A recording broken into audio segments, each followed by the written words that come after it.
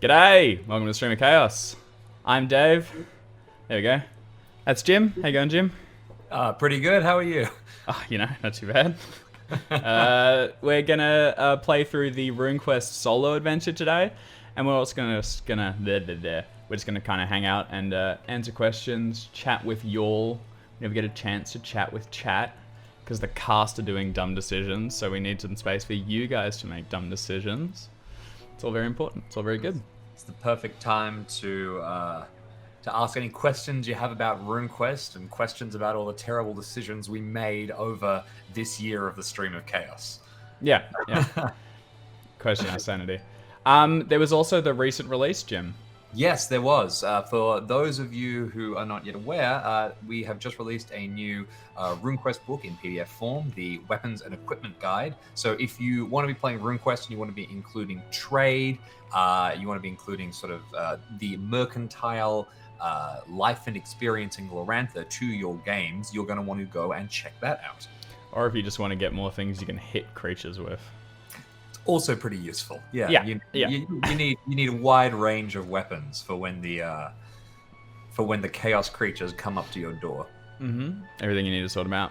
So we're going to... I'll throw to a screen now, and I'll show you guys what we're going to be playing through. And the rough format we'll do is we'll go through, we'll kind of talk through each option, and we will throw things out to chat and everything to kind of let us know how Vasana tracks her way through the Battle of Dangerford. Just for yours context, I am looking at the screen, but Jim's got it up on his as well, so we should be able to keep tabs on everything.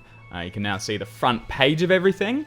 So this solo quest is one of the booklets contained within the fairly recently released RuneQuest Starter Set, which, Jim, could you actually whip up a link for that into the chat, please? Absolutely, yes. Find one. And this is also the solo quest which James and I co-wrote, so we do know where things go. That said, it was a while ago, and we haven't played it in a little bit, so I'm sure there'll be some surprises. And I know for a fact that there are a few different branches that we can explore. So as we navigate this dangerous battle, there's a few endings I want to see if we can get on the sort of extreme end of success and failure. Really see how hard we can go. Yeah, there's one in particular, but we'll see if we get there. Do we want to do a quick introduction for people who maybe actually really haven't experienced anything about RuneQuest or anything about the starter set at all? Yes. That's a great idea. Okay, fantastic. Go for it. All right, yeah, I'll jump in. So, if you've been following the Stream of Chaos and because of the Call of Cthulhu content we make, and you're not really familiar with RuneQuest, RuneQuest is obviously one of the other games that Chaosium makes, and it is this long-spanning, epic role-playing game set in the fantasy world of Glorantha, which was created or discovered, as he'd like to put it, by Greg Stafford. If the kind of classic fantasy that we're all used to growing up, the stories of Tolkien and Robin Hood is one end of the fantasy spectrum. This is a different avenue. It is the story of Gilgamesh. It is the Odyssey. It is epic mythological fantasy set in the Bronze Age, where you play as these heroes with swords and sandals a little bit before all the castles and stuff started to spring up, and when there's a lot more focus on, communities and tribes and especially connection with the various gods. RuneQuest is a game where it's a classless system, like most of the BRP suites, but your connection with the gods can sort of essentially be seen as your class, depending on who you worship, what magic you get access to, and it'll even influence things like your character's personality and details like that. So this starter set, the recent release, is the best way to get into RuneQuest and to Glorantha if you are starting fresh. And the solo quest that we are playing now is a solo adventure that you can use to learn the rules and also to introduce you to what is happening in the world of Glorantha, where the adventures and the scenarios that are pre-written and that are included in the starter set and some of the other recently published material for Glorantha kick off. Sounds about right? Well done. I can't believe that was off the cuff. That was excellent. Yeah, no, that's a great summary. So yeah, we wrote the solo quest explicitly to dip you into RuneQuest and be pretty comprehensive with the rules so that you can get them with the context of this battle, and then you can take that knowledge into your own game as you go into the adventures or wherever it leads you from there. I did also like you mentioning castles, because I really feel like in RuneQuest, it being before that sort of, the stones go up, when everything started slowing down and turning into sieges and things. Instead, it's like, no, let's go out there, we'll talk to them, or we'll fight them or whatever, but, we'll keep things moving forward, we'll keep it dynamic and interesting. Absolutely. It's really interesting. It's one of those things that you can kind of jump into these stories and then you realize, oh, there's a bunch of core assumptions about how the world works that are flipped on their head, and that can be really, really exciting. It can really, really change a lot of the stories. So it's a fun system to play. Yeah, 100%. Double Forte is mentioning the War Llamas. We're playing a game which Jim's running for us with some of the starter set pieces, and I'm playing as Vishy Dunn, one of the High Llamas, and he has one, and it is huge. It's immense. It is surprisingly large. I was astonished to see it, and as soon as I saw its size, I just went through the rest of the bestiary, and I was comparing it to other animals. I'm like, yep, bigger than you, bigger than you, bigger than you. Yeah, well, when you were scanning on the outsides of Johnstown along the walls, I should have mentioned that you can see this dirty great llama just kind of riding around outside, Brachiodon in the distance. Going, what's up? How's it going? What's going on, guys? Awesome. All right, let's crack into it. Lastly, the version we're playing on is freely available on the Chaosium site. It's like a game version that you can click through, and we've got so this will show the view of each page, and then as we scroll down, we've got dice rollers, test roll. Okay, pretty good. And we've also got trackers so we can keep tabs of our hit point totals and things like that. So without further ado, let's jump into it. Welcome to the Battle of Dangerford digital solo quest. This online tool lets you play through the Battle of Dangerford solo adventure digitally. There's no need for dice, paper, or pencils, although you can follow along using physical accessories if you wish. The Battle of Dangerford is a solo adventure for RuneQuest, role-playing in Glorantha. It is a story of mythic adventure in Glorantha, Greg Stafford's epic fantasy setting. It is designed to lead you through the basic rules of the game in a gradual and entertaining way. While RuneQuest adventures will most commonly be run with friends, this one's just for you. That's not entirely true. There's two of us, and there is an army of chat. And we're not friends. To navigate this scenario, readers follow a thread of linking text passages. Their path depends on their choices and their successes in skill checks or combat. This online web tool provides you with all the information you need to run the game in the links below this box. If you have a copy of the RuneQuest Starter Set, we do. You may wish to follow along with that as you play. In this scenario, you take on the role of Vasana, daughter of Farnan. You can find her character sheet amongst the links below. Check. This formidable hero is a capable warrior, trusted leader, and dedicated initiate of the Orlan adventurous cult. In this adventure, she has sided with Kalia Starbrow, leader of the Sartarite rebellion against the Lunar Empire. It is God Day, Movement Week, Earth Season. Kalia is about to lead her troops against the Lunar Empire's war leader, Faza Widered, at a critical ford across the strategically important passage of water known simply as the Creek.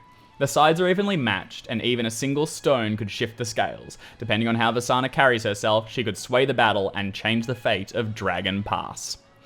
So, there's a few terms in there, like All-Lanth Adventurous, Kalia Starbrow, and God Day, Movement Week, Earth Season. But some of these will be explained as we go through. So we'll meet some of these characters, and there'll be opportunities for us to, go and investigate some of the cults and things and learn a little bit more about them. I want to throw out a couple of things very quickly. One of the descriptors, which it wouldn't really have been appropriate to put into sort of an introduction to the starter set like this, but that I always like to use when I'm introducing players to RuneQuest, when you don't really have a sense of, what a Sartarite is, what a Lunar Empire is, or, what are these factions, what are these groups. One of the best ways that I've often heard these terms explained is with historical analogies. So the Lunar Empire, think of them kind of like the Roman Empire. They are this great, sweeping, very organized society in a region that is largely kind of tribal, and that is seeing them as kind of, a little weird with their urbanized ways. And you're kind of playing, for want of a better word, in Gaul or even in, early Britain, with the Romans sort of coming in and, messing around, and you're trying to fight them back. Only both sides have magic, which makes things a lot more complicated. I also want to give a quick shout out to Neil, who put together the all of the structure of the site here, including all of our trackers for hell. I think he might be in chat. So hello, Neil, if you're there. Hell yeah. Yeah, I was just thinking if I could get up a map or something. I'm flicking through on the books. We might see if we can pull one up later. Perfect. All right. So if you've already done-de-do, let's crack into it. If anybody has any questions, or please shout them out in chat. Otherwise, if you have any suggestions about what we should take in terms of options, because we get a few choices down the line. Rupert's biggest fan, I can see, is getting the starter set for Christmas. Good choice. Very cool. Yes. So for the introduction, to navigate, is this just like, what is it? This just says how to navigate it. We don't need this. Onwards. All right, welcome to Glorantha. Let's get into the exciting stuff. Glorantha is a mythical Bronze Age setting created by Chaosium founder Greg Stafford. Glorantha is a world where gods influence every detail of life. The denizens of Glorantha live their lives under the watchful eyes of the divine. Their every action is infused with faith, tradition, and magic. Glorantha is also the setting of RuneQuest, one of the original tabletop role-playing game systems. All Glorantha is made up of and guided by mythical archetypes called runes. These runes define existence. Much in the same way that our world is made up of atoms and obeys their physical laws, Glorantha is ruled by runes. These runes act as magical channels for the power of creation. Gloranthans often wear them on their skin, and runes are also known to occur naturally in the formation of gemstones, the bark patterns on trees. Glorantha is filled with all kinds of familiar and alien fantasy creatures. Humans are joined by elves, dwarves, trolls, and many more recognizable creatures. But even these familiar creatures have their own unique Gloranthan flavor.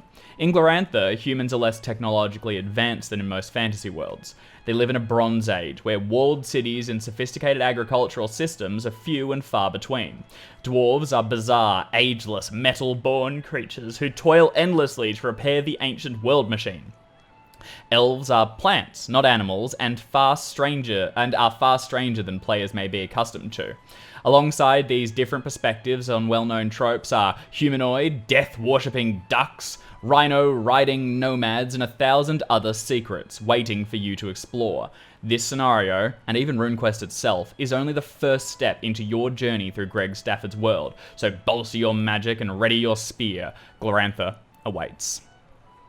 It's a hell of an introduction. Yeah. It's a hell of an introduction. There's still things there, just thinking about this as your first step into the world. I'm still new to Glorantha, really, having only been, playing for and reading the lore for a couple of years. And I still read through that and I think, oh yeah, I do know some of these points now. I'm aware of the Rhino Riders. I'm aware of, X, Y, Z.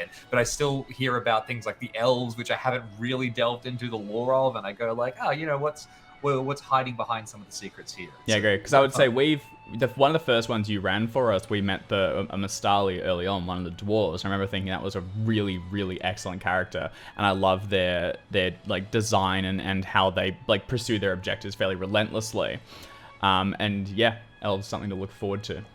Yeah, it's fun because they really have a different sort of a different perspective on everything that's happening inside Glorantha. It's interesting. A lot of the times, I think when I've played some other tabletop role-playing games, when you start picking some of the other races that you can play and stuff like that, it can feel a bit samey. But in this game with the Mastali are very, very different, and the elves are very, very different, and the ducks are very, very different. It's really cool to see the unique perspectives that each of them bring to your games. Yeah, I mean, on that, I'm playing as, again, I mentioned I'm playing as Vishy Dunn, one of the pre-gens, and he's got Cousin Monkey is his companion, who is a baboon, and they have their own lore. And I remember looking up in the bestiary the stats for it, and it just in an aside box it goes, if you want to play as a baboon adventurer, here's how you would go about it. And I immediately went, well, if Vishy Dunn passes, unfortunately, I am continuing as Cousin Monkey. And then you immediately tried to fight every dangerous spirit in spirit combat. Correct. To bring about the... If I go, I go. If I go, I go. Awesome. Let's meet Vasana. Oh, cracking up. And this is kind of what we mentioned before about the runes being born. So that cross on Vasana's shoulder there is the death rune, displayed quite prominently. So we expect to find it on her character sheet. So it reads, in this story, you are Vasana, daughter of Farnan. You are a loyal Sartarite, a master of battle, and a devoted worshipper of Vinga, an aspect of the god Orlan. A full biography and description of Vasana is included on her character sheet. You can read through this now or dive right into the adventure, learning about Vasana as you play. The only thing you really need to know about the hero of this story is that Vasana is, above all else, a fierce warrior. She is skilled with a sword as she is with a lance she uses while riding her bison Molon. Vasana also has a keen eye, represented by a high scan skill, good tactical awareness, represented by a high battle skill, and is a competent leader, represented by her high charisma and respectable orate skill. Do not worry about remembering the mechanical details for now. These are explained to you throughout the adventure itself. Keep in mind a general understanding of this proud warrior, and you should be able to navigate the upcoming battle successfully and help determine the fate of Sartar and potentially all of Dragon Pass. I want to jump in here to mention that it's very clear that you can have this huge, far-reaching impact. You can decide the fate of Dragon Pass, and that might seem like a lot, particularly for a solo adventure that is inside the starter set. But that is true. That's one of the beautiful things about Glorantha. There's a great saying associated with the world, your Glorantha will vary. And that's the idea that everybody has a different version of canonical Glorantha. Or that is to say, a canonical Glorantha doesn't really exist. Everybody's experience with it is going to be different, and even, you know, people might have several games with several groups, and their versions of Glorantha with different groups might be completely different, with certain battles going one way, or, you know, certain gods manifesting themselves in a different way, which is kind of cool. So that is to say, we can, in this scenario, really mess things up. Let's pivot. Which I think we're going to try and do. So we'll yeah. see how we go. I mean, I think canonically this scenario takes place before the remaining adventures in the fourth booklet, and they will kind of make allusions to this battle. And if you've played through the solo quest, if you're preparing to GM or run or whatever, and if you've played through this, you might change how things go. I mean, worst comes to worst, Vasana may fall, the battle may be lost. Who knows what could happen? If that occurs, fortunately, you've got a whole suite of characters to choose from, so you can exactly. I'm actually gonna throw to the Vasana's character sheet quickly. I hope I've set this up correctly. But yes, crushed it. So this is, let me trim this in a little bit. This is Vasana's character sheet. So contained in the starter set are like a ton of these awesome characters, and the art is so good. Yeah, Jim's showing off some of them now, and they're all in these little booklets where on the outside you've got this really evocative piece of art and like a key, like a companion or piece of equipment next to them. There's Molon, the aforementioned battle bison, and then there's a little bit of lore on the side here and kind of like advice on how to jump in and play Vasana, like what defines them. And then the next contain are their runes. So over here you can see Vasana's key runes, and we won't break into all of them, but what I will flag is, as we mentioned earlier, there's death on the right, and that's that cross rune, which is quite important to Vasana. And you can also begin to look through this and kind of make decisions on how Vasana might act in certain situations. So that high death rune tends to mean they're kind of like, is chaste the right word, Jim? Kind of like they don't give in to temptation easily or excess. Yeah. So I guess that the key here would be we don't want to break too far into runes, because that's kind of something that we'll explain throughout the game and that you will come to learn as you play. But the basic ones about the death rune, since this is obviously such a massive deal, is that you don't really see yourself as attached to the material plane. So the term might be, I think the term in our world is an aesthetic. Ascetic, yeah, A-S-C-E-T-I-C, right? Yeah, exactly. Yeah, you kind of eschew, physical comfort. These are people who might sleep on hard floors and only eat very bland foods, and use that disconnect from their physical form to bring them closer to the world of spirits and the world of the divine. And importantly, you can see that there's sort of two divisions of runes here. You've got up the top the elemental affinities, and these are kind of, you can have a bunch of different ones, and that kind of influences your personality. But death is one of the power affinities, and that means that they're opposing. So you can see on your character sheet, that's a very clear analog. They sort of have it all explained there. But there's a line that shows how each of the runes is kind of fighting in nature against another one. So the Death rune is the opposite of the Fertility rune. And fertility being very life-affirming, very pleasure-affirming. Would be somebody who loves food and, enjoys their physical form. Whereas someone who is high in the Death rune would be quite detached from it.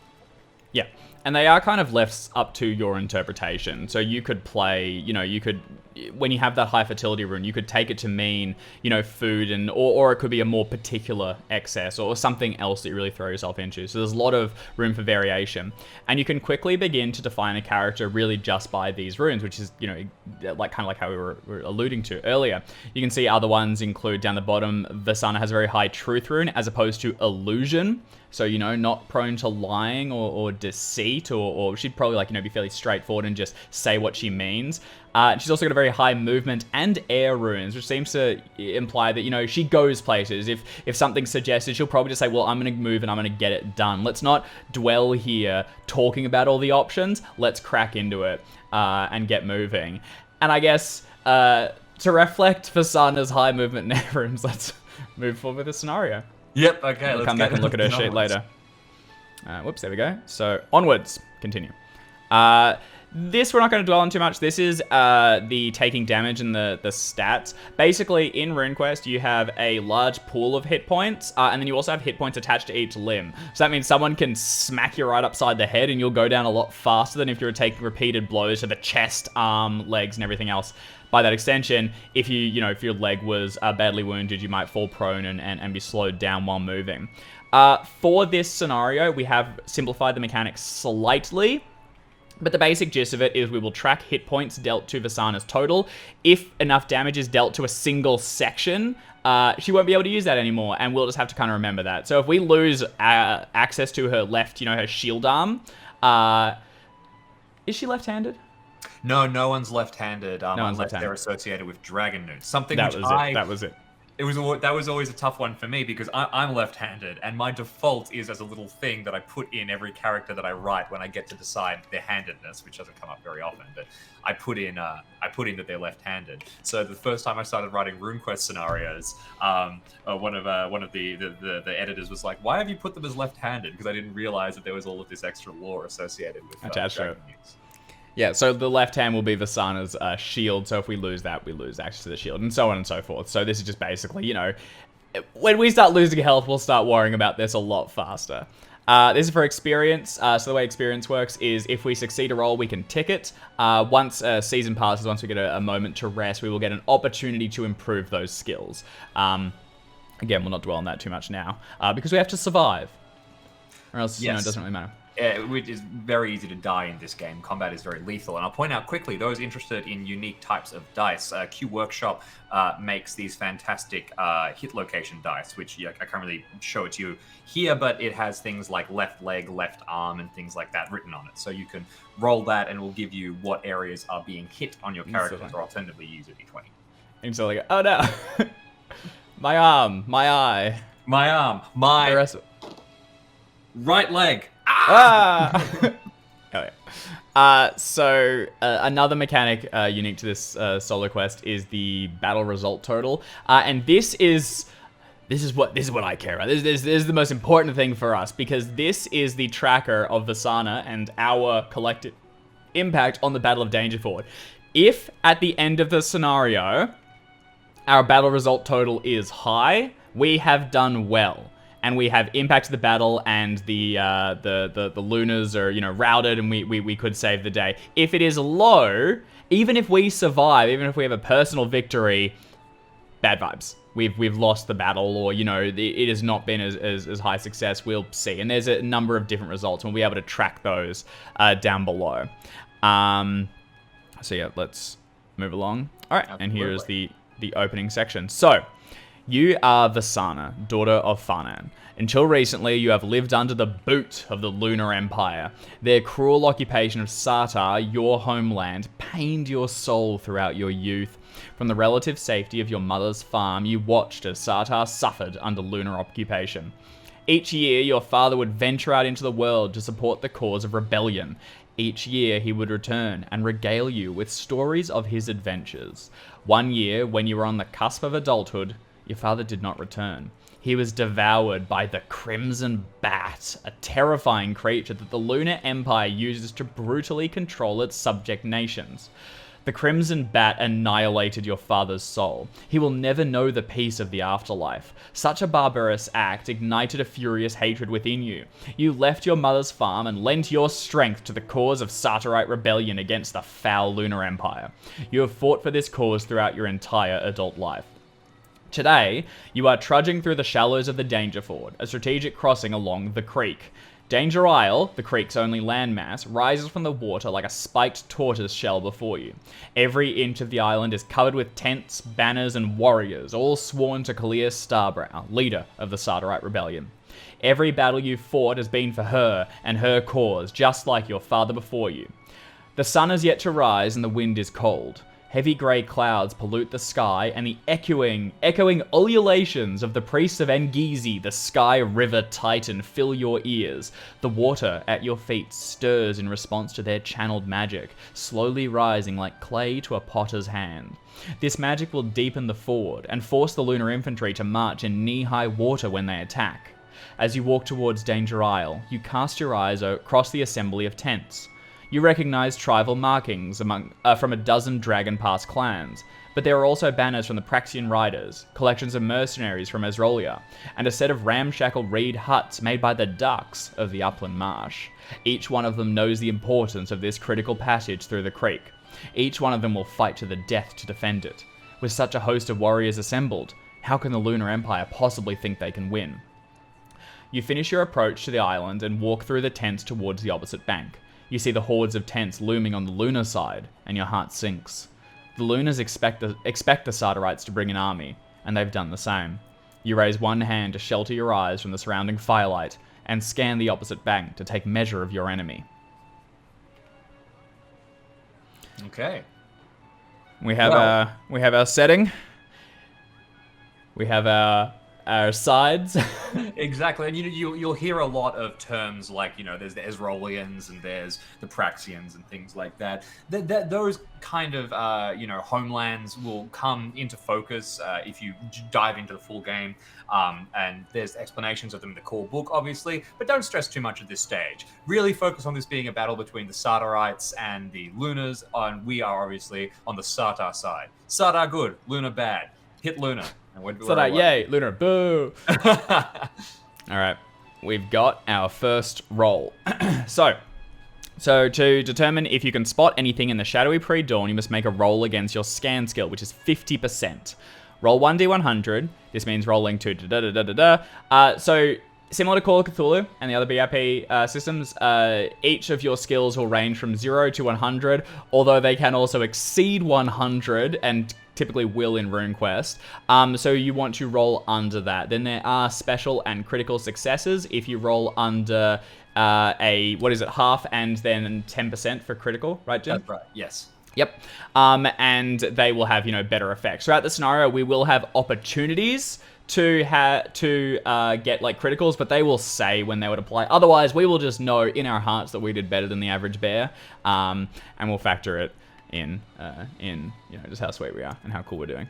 Great. So we've got our first D100 roll then. So shall we use the rollers below and see if we can pass our scan skill of and see how it goes.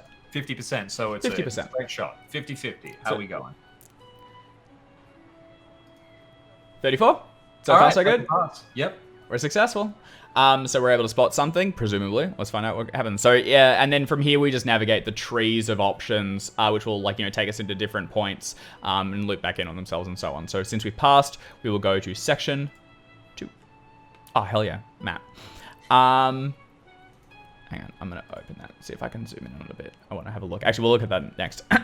The soldiers of the Lunar Army clog the shores, their tents spaced in even columns. The carefully manicured camp expands back over the horizon. There are at least as many Lunars as Sartarite warriors, but their ranks are far more carefully organized and far better equipped. Teams of soldiers, silhouetted in the morning mist, patrol the camp. You can see ranks of infantry preparing their weapons for the coming battle. Corrals of horses are visible in the distance, indicating a sizable Lunar cavalry. So there's more. So we're equal numbers. They're better organized and they have better equipment. Yeah, well, we have the magic of Sartar on our side. Is Yeah. kind of the idea. And how many ducks do they have? I reckon. Yeah, I reckon there's a shoe in. Exactly. I think Get it in. It's going to be fine. I'm super interested in like the kind of mechanics of ancient battles like this. I listen to a bunch of podcasts where people talk about like we don't really know what ancient battles looked like and if people actually did smash into each other or whether they just sort of formed lines. And if they formed lines, that makes much more sense about how the mythic stories talked about like people navigating the battle and kind of pointing over shield walls and being like, you meet me in the middle and we'll fight. But I think RuneQuest captures a lot of that, which I'm I mean, part of, I guess the idea with like why they march forward in so many lines is just because like they don't have radios, you know, you needed runners. So it's just better to be like, you know, let's just send a bunch of people that way. As long as we know they'll get there, they can do something. Absolutely. And there's all these theories that people are talking about now where like if you run people at each other, will they actually hit each other? Because there's a theory now that the armies would charge and then kind of stop about 30 feet apart and kind of be like, all right, okay, what do we do now? Get out of here. Oh yeah. So I've zoomed in on the Battle of Dangerford map. This is the first one, and this shows the settings. So this, the creek running along here, and then there's Isle Dangerous in the center, and this is the crossing. This is what we've flooded from magic. And so typically, see these points here, the pale blue in the center? This is where the Lunars could just march straight across and start kicking the shit out of us because they're organized and because they march in lines. But we've thrown a little chaos in the mix. Oop, not the appropriate word chaos. for it. But chaos bad. We've thrown some disorder in the mix. Yes, disorder's okay. Although Vasana's not massive on that either.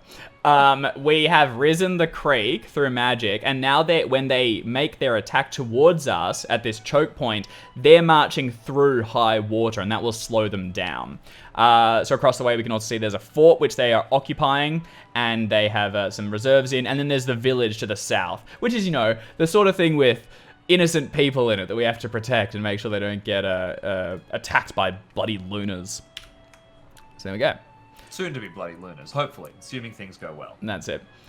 Because we succeeded our scan skill, we can check it, and if we survive the battle, we'll get a chance to improve that later. Let's push on. All right, fantastic. The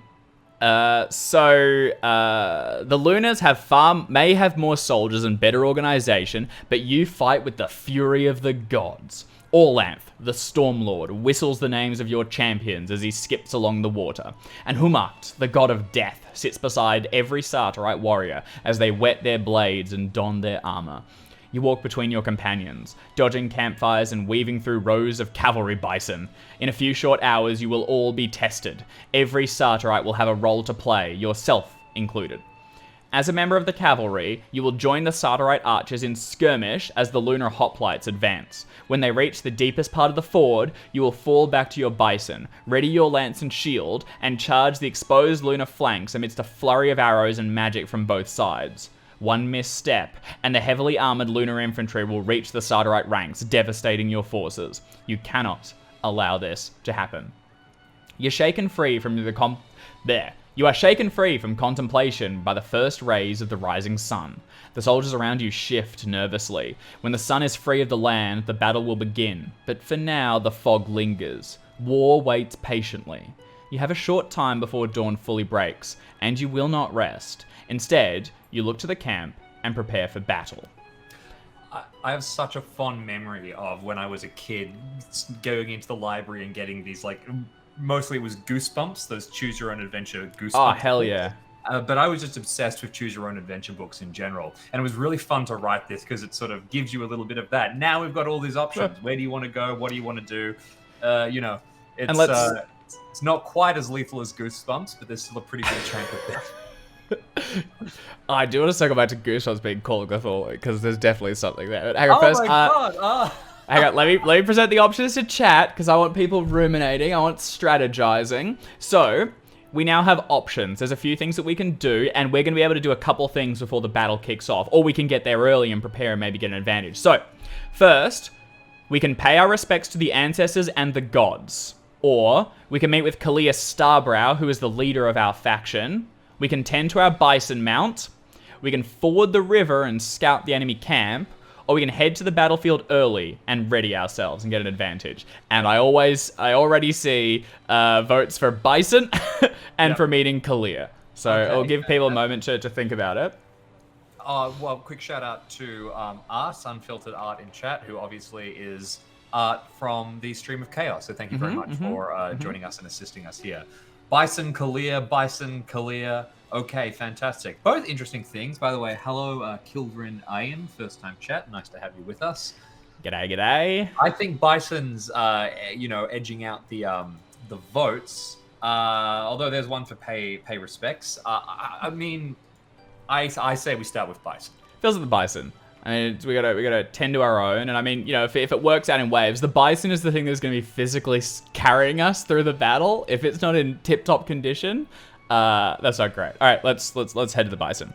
So tend to your Bison mount. What's that Twitter account? Can you pet the dog in X game or whatever? Can you pet the Bison? Can you pet the Bison? All right. Bison pick. It was all worth it. You decide to tend to your own affairs and cross the camp towards the makeshift animal pens. As you approach, the howls, whinnies, and smells of a dozen different species greet you. There are many beast riders within the Sardarite army, and only some of them ride horses. Bison, llama, zebra, and all manner of animals are ridden throughout Glorantha. Some cultures, including the most skilled riders of all, the Praxian nomads, treat any rider that uses a horse as a mount as polluted. Instead, they ride rhinoceroses, unicorns, impalas, and many other types of beasts. Praxian tribes often name themselves after the creature they ride. The Bison Riders, one of the most powerful tribes, have sent troops to fight alongside Kalia. Your Bison is being kept with their beasts. His name is Molon, and he has been with you for many years. He has protected you in battle, in the wilds, and provided you comfort throughout your life. He grumbles as you approach. It is good to see a friend amongst the turmoil. I like Molon. I think that I think we named him, unless I'm mistaken. Although Vasana has had a Bison for a while, I don't think it was ever named. It wasn't named, yeah. Yeah. And obviously here you can see the movement rune on the center of Molon's head, as well as the death rune. I guess movement rune is an important one, but I believe that there's going to be a couple of discussions of runes in the next page or so, if I remember correctly. So let's push on. Yeah. I also like and I like the movement one taking prominence because you want your Bison to be able to get places. And I like death because also if he gores someone on the way, that's pretty sweet. Exactly. Yeah. There's I mean, obviously, riding horses, riding mounts in general is a big part of Glorantha at this time. It's so critical. I did have a moment of seeing us having written the most skilled riders of all, and thinking of the Ezrealians who are another homeland who ride a lot of horses, might have something to say about that. Wait, no, I'm thinking of the Grayslands. Never mind. Let's continue. It's also we're not stationed with their ones. They're fine. I do genuinely love the Praxian nomads though. Their whole thing of like the different tribes riding different animals is just so cool, and the picture of them going into battle alongside or against one another is just awesome. Yeah. So there's the llama in there. Those big bastards. Awesome. All right. Here we go. Here's some runes. Molon chews happily at straw and leans into you as you brush his thick, matted fur. Once you finish tugging the knots free, you procure a small bowl of mashed pigments and paint runes across his side. A Bison of unusual motion, Molon shares your affinity for the movement rune, and you join it in flowing patterns with earth and death. Your meditative motions are broken by the crash of splintering wood and a loud peal of laughter. A pair of warriors leaning against the edge of a nearby pen, laughing at their companion who has collapsed through the gate and into the muck inside. The trio are visibly drunk, and although the two still standing have the intelligence to quickly stifle their laughter, the collapsed warrior continues to giggle and fixes you with an incredulous stare. And then that's an instant on the different runes. So yeah, so that was the movement one. You can see right on his noggin, fairly important, and that's death. And that square on the other side above his other eye is earth, which tracks with Bison. They're big in sort of earth-bound creatures. Absolutely, and Earth is also one of the one of the sort of key elemental runes of the Sardarite people, along with air, obviously, because of Orlan. Ernalda, the Earth Mother, has like a very important status within many of the tribes. In fact, I think that Visana might be from the Ernaldori clan. But let's, I digress. Let's deal with these drunkards. Onwards. The two warriors still standing slam their closed fists against their chests, a mark of respect. The collapsed drunk flicks mud at you before writhing about in fits of laughter. Warriors like this threaten the discipline and morale of the army. We have a choice. Never have this over in the Lunar side of things. No. Far too. Because they're not allowed to have fun.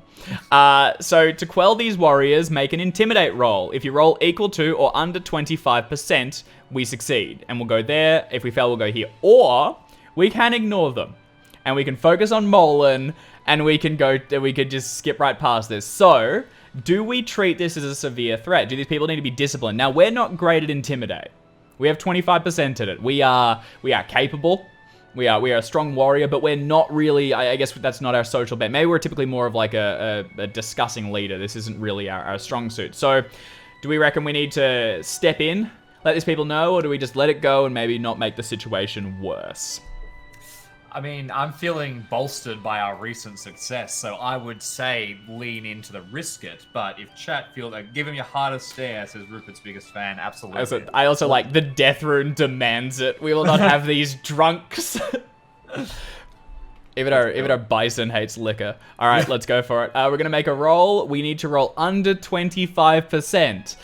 Is there any way we could know how likely that is to happen? We have to use maths, and I don't mess with math. When we can do the click and clack of dice. All right, here we go. Rolling. Oh no! We got a 27. We are 2 over. We're so close. Okay. There is also, it should be noted, there is not a luck mechanic in RuneQuest, and there is not a pushing mechanic. Oftentimes, it is more about stacking the odds in your favor, and we'll get into things like that later, but unfortunately, I don't think these blokes are going to take it well. No, we have failed. We go to 19. You bark a command to the man on the ground, but he giggles in response and sprays you with mud again. As his two companions pull him to his feet, he flicks a rude gesture towards you and stumbles to the gate, drinking from his wineskin. The trio leave, and you return to caring for Molon. You only hope they are not at your side during the coming battle. The fools will undoubtedly get somebody killed when the battle begins. Modify the BRT by -2. Okay, oh no! Well, no, we. And we're at a negative. Okay, starting strong. Fantastic. Okay, great. Okay. Orlanthi Fool has said in chat, if only you could have augmented that. Absolutely. Augmenting is one of those features that Dave mentioned, one of those ways to stack the odds in your favor. And it will come to bear very soon when we explain the mechanics of that. Your passions and your runes, the sort of things that make up the soul and the backstory of your character, are very important in RuneQuest, and you can use them to bring forward your powers. But let's continue on and see when we get to that. In the meantime, we can all sit in silence and contemplate the failed intimidation that has got us to start with a -2 to our BRT. Not great. If the battle ends now, things are going poorly, and these 3 men have single-handedly lost it for us. All right, let's crack on. All right. The Sardarite camp stretches out before you. You still have some time before the battle begins. So, we can do something else. We've already tended to the bison, so we don't want to do that again. We can do 2 more things, and then we're going to leave. So, what do people want to do? I guess we could go back and talk to Molon. I suspect we will probably find another few drunken men there, so let's not do that. I think we actually get one more option. Once you're right. Sorry, once you've done 2 of them. So we can only do one more thing. So earlier on we were talking about, I think what we were thinking was between paying respects, meeting with Kalir. I didn't see many people suggesting fording the river and scouting the enemy camp. That seems like a good way to get wet and killed. So neither being a massive positive before a battle. Imagine riding into battle in wet trousers. That sounds awful. It would just be awful. I mean, I'm getting flashbacks to like school camps where I was like, oh, we'll ford the river, and then just walking for like an hour. You're like, I wish I was dead. Okay. I see one for Kalia. There's a few for the gods. I beg Orlan not to kill us for indiscretion. Yeah, Humark won't respond to that. Humark's not big on indiscretion. Okay, all right. Let's crack on. Let's have a look at the ancestors and the gods. We're gonna go to 33. Yeah, love for gods. Okay. And let's learn a little about the gods too. That'll be handy. So in Glorantha, the gods are all important. There is a vast pantheon of beings that make up the world, and every living creature within it is connected to them. They are the source of all strength and weakness in Glorantha. They both hold the world together and create all conflict within it. Some gods are worshipped as the patrons of tribes and clans. Others are personal deities and guardian spirits. Although most people are dedicated to a single deity, all the gods are acknowledged and worshipped when appropriate. You, Vasana, worship Orlan, the storm god. More specifically, you are devoted to the female aspect of Orlan called Vinga. When Orlan takes the form of Vinga, she embodies his trademark courage, strength, heroism, and a strong feminine aspect. You and many others find Vinga as the form of Orlan most deserving of your worship. And then it reads, Glorantha is a mythological setting, and the worship and identity of the various gods is its defining aspect. Vashana worships Vinga, but you, in your adventures throughout Glorantha, will create your own adventurers with their own relationships to the innumerable gods. Vinga deserves your worship. She may offer you protection in battle if you pray to her. You head towards the makeshift temples on the edge of the island. Absolutely, and there are so many gods, and it's really interesting because you kind of get that ancient perspective on gods, where a lot of them are worshipped. You have this kind of polytheistic approach, but you also have gods that are, different forms of them are available to you. You worship kind of different aspects, and even if you think you might be worshipping an opposing god to somebody else, if you go deep enough into the lore, it might be that in some way or shape, you're both really worshipping different sides of the same god. And you might have heard earlier in this scenario, we've already talked about gods like Orlanth Adventurous and things like that. These are different aspects of the god Orlanth and different forms, essentially, that Orlanth takes. Orlan, the analog of Orlan being basically Zeus, or the king of the gods. But yeah, let's go. Let's head over to the shrines. You make your way towards the edge of Danger Isle and join the procession of worshippers. 2 large shrines have been set up, one to Orlanth and one to Humacht. Each is decorated with special fetishes and sacred tokens. Crowds of kneeling supplicants reach forward towards each shrine, placing small fragments of cloth or jewelry upon them. Under their breath, they mutter the names of their ancestors. Your mind drifts to your father Farnan. His spirit is gone, devoured by the Crimson Bat, but his name and memory remain. If you can stand against the Lunar Empire this day, then you will have honored the name of your father and his memory. Absolutely. I want to jump in and answer some questions from chat quickly. Somebody has said, Art has said actually, does the Lunar Empire worship gods too? Absolutely they do, yes. Just the wrong ones. Culture in Glorantha worships gods of some way, shape, and form. The Lunar Empire worships the Red Goddess and the 7 Mothers, who are sort of the figures who managed to raise the Red Goddess from death and into godhood. What's interesting is that the main myth of the Sardarite culture, the culture that we're from, is the story of the 7 Lightbringers, who went into the underworld to raise the sun from death. And then you have the Lunar Empire, where the 7 Mothers went into underworld to raise the Red Goddess from death. So you can already see Sounds familiar. These reflections. It really plays with these ideas of myths and how different cultures interpret myths, being a major sort of part of the setting. It's a little bit, Greek and Roman versions of the same gods. Trademark infringement. All kinds of fun things. I got such a funny comment. Trademark infringement. That's. I want to play a bureaucratic Sardarite traipsing through the Lunar section, try to pin them on trademark abuse. You can't have any of these fucking mothers. It's copyright. That's nearly close to expired. It's also a good comment by Later Cater, who said, it's hard not to worship gods in a setting where gods have a direct impact on the world. Which is exactly right. Like, it's kind of it's visible, you know? We've seen them do things. People pray to them and then magic happens. It's like, it's not really possible not to believe, you know? Absolutely. And as Rupert's Big Fan says, you know, the Red Goddess created the Lunar Empire. You know, they have real impacts on the world. You know, they're there, just like you said. So, and the closest you'd get to like atheism or similar wouldn't be not believing in them. It would be not believing they are worthy of like respect. And again, that would probably be like specific ones who say, I don't think that Humacht isn't real. I just think that they aren't worthy of like respect and of prayer. And I oppose their cults and things. Absolutely. I mean, the only other one might be that you necessarily don't have a very strong relationship with the gods. You know, you might not be somebody who spends a lot of your time thinking about that kind of stuff, but it is sort of omnipresent, so it's a little bit hard to avoid. You'd probably have some kind of relationship in some form with one of the gods. Yeah. All right, let's go to the next. As you take in the sight of the assembled worshippers, you are jostled to one side by an enormous Praxian Stormlord cultist. He pushes through the crowd towards the water of the creek behind the shrines and begins to splash it across his body ritualistically. Several other worshippers surround him, cleaning their bodies as a mark of respect. You start to move before you are jostled sideways again. This place is packed with people vying for a chance to give worship. You step forward and gaze at the shrines. You could visit the shrine of Orlan, your patron god, to pray for strength. Or you could visit the shrine of Humacht, the god of death, for purpose and guidance on the battlefield. You are only a lay member of Humacht's cult, though.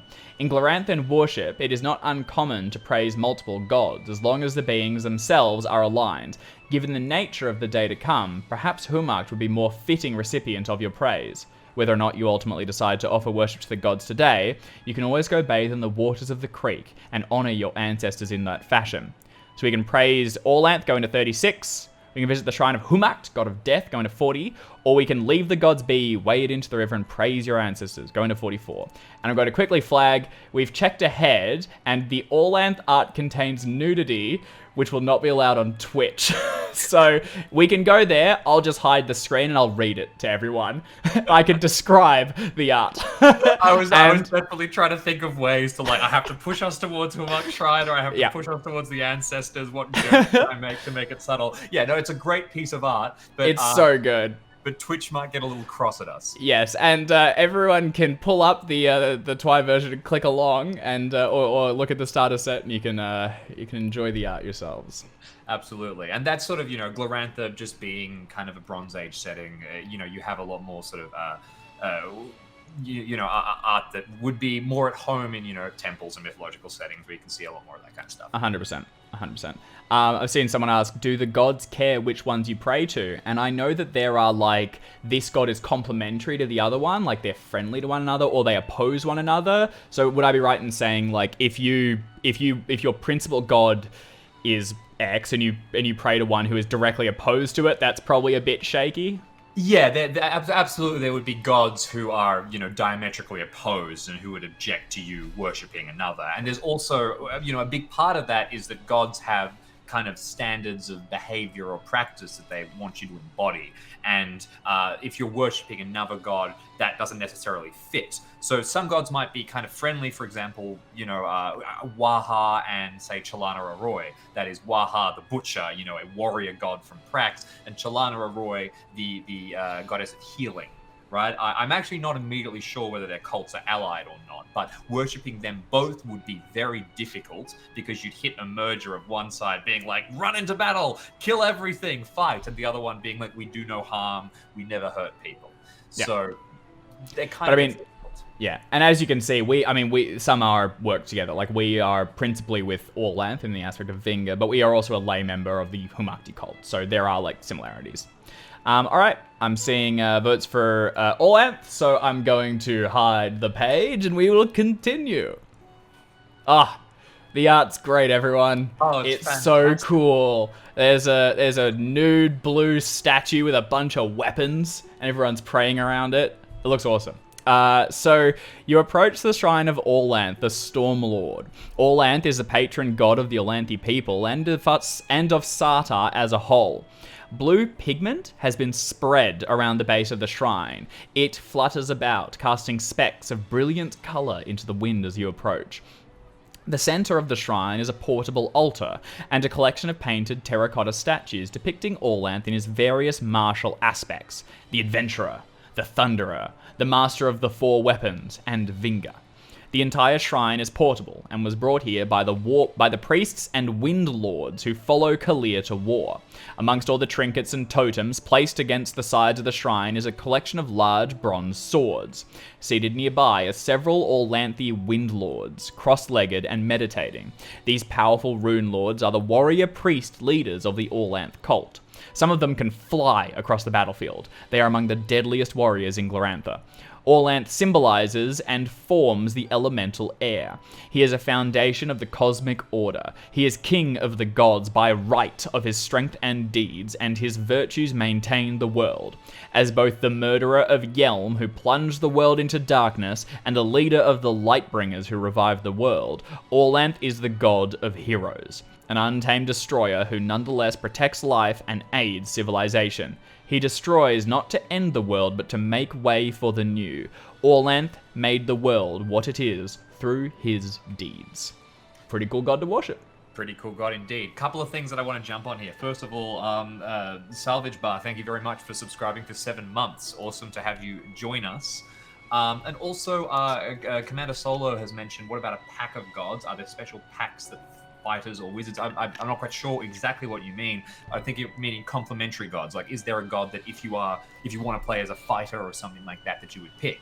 And the answer to that is every god kind of has their own aspects of where you would have war or where you would have something else. So you can have soldiers that are alongside, a variety of gods. You could have people worshipping Waha, you could have people worshipping Stormlord, you could have people worshipping Orlanth or Humarkt or Yalmalio, all of which would be reflecting different aspects of what the martial lifestyle is. A pantheon, sorry, I've just read the explanation. Yeah, so you absolutely have pantheons of gods, and you've got the lunar gods, and you've got the gods of darkness and the gods of air, and all of these various gods associated with runes and that cultures worship to different degrees, things like that. I also want to talk about rune lords and stuff like that very quickly, because that was mentioned. So inside cults in Glorantha, you have kind of like stages where you get more and more powerful. You go from a lay member to an initiate, and your ultimate goal is to ascend into the higher mysteries of the cult, where you become very close to the gods themselves, and you have a deeper understanding, and you're more able to call on their powers. One of the big things that your characters will tend to do in RuneQuest is work towards a goal where they are able to become a rune lord or a rune priest, and that will require them to exhibit a bunch of very special, attributes. Some cults, like the Stormlord, the fighter of chaos, you have to go into a specific part of the world and defeat a monster with your bare hands and things like that. They're kind of the champions, the leaders, the great warriors of these cults. Yeah, and it also serves as like an objective for you, the player, to pursue.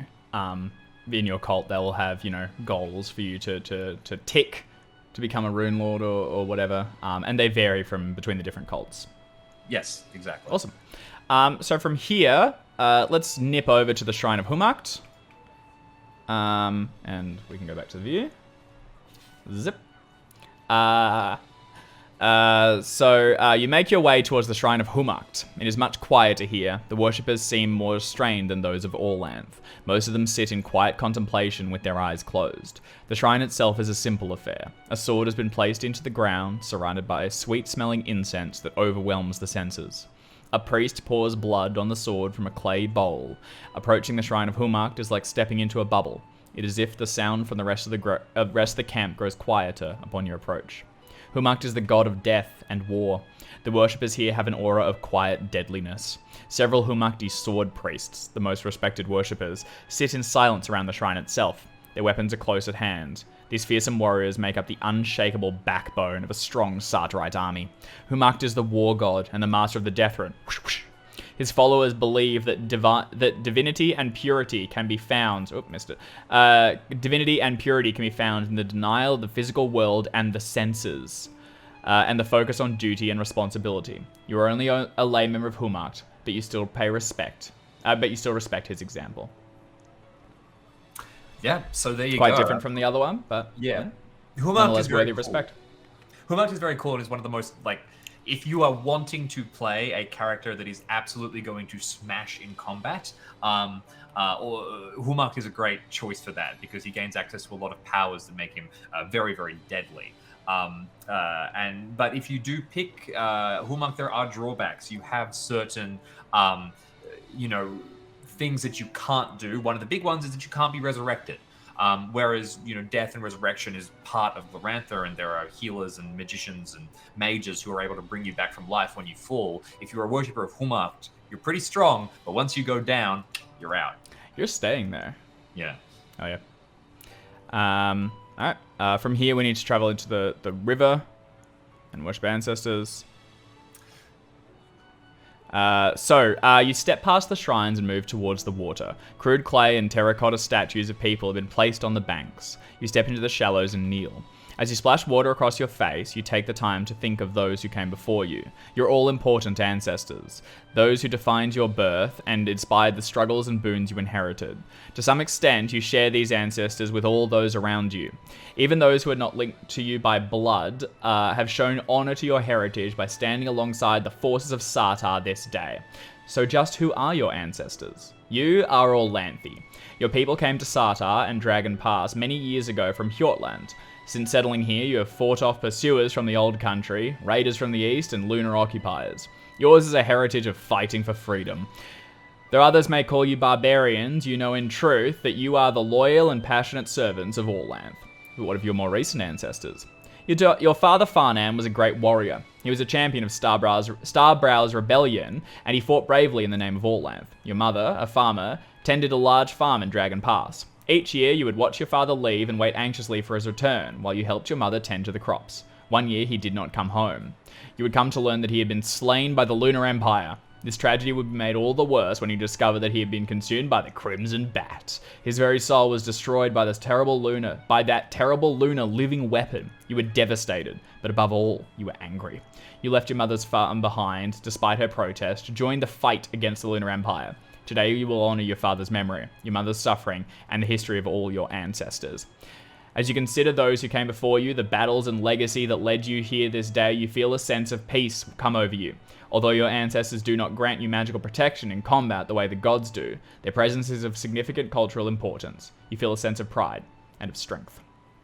I think we've actually, if you pick this option, you get cycled into it. So we've gone past the shrines, which means we now have to pay worship to our ancestors. We've missed the option to go and worship directly at one of the shrines. But that's okay. You can catch up and you can see what happens if you actually worship at the shrines. You get sort of like a little vision and a cool extra description of these gods. But I think that we can worship at this shrine. We can worship our ancestors here, and it's really important, as well as having attachment to the gods, to have attachments to your character's backstory, so you can see this is why Basana is here. Hell yeah.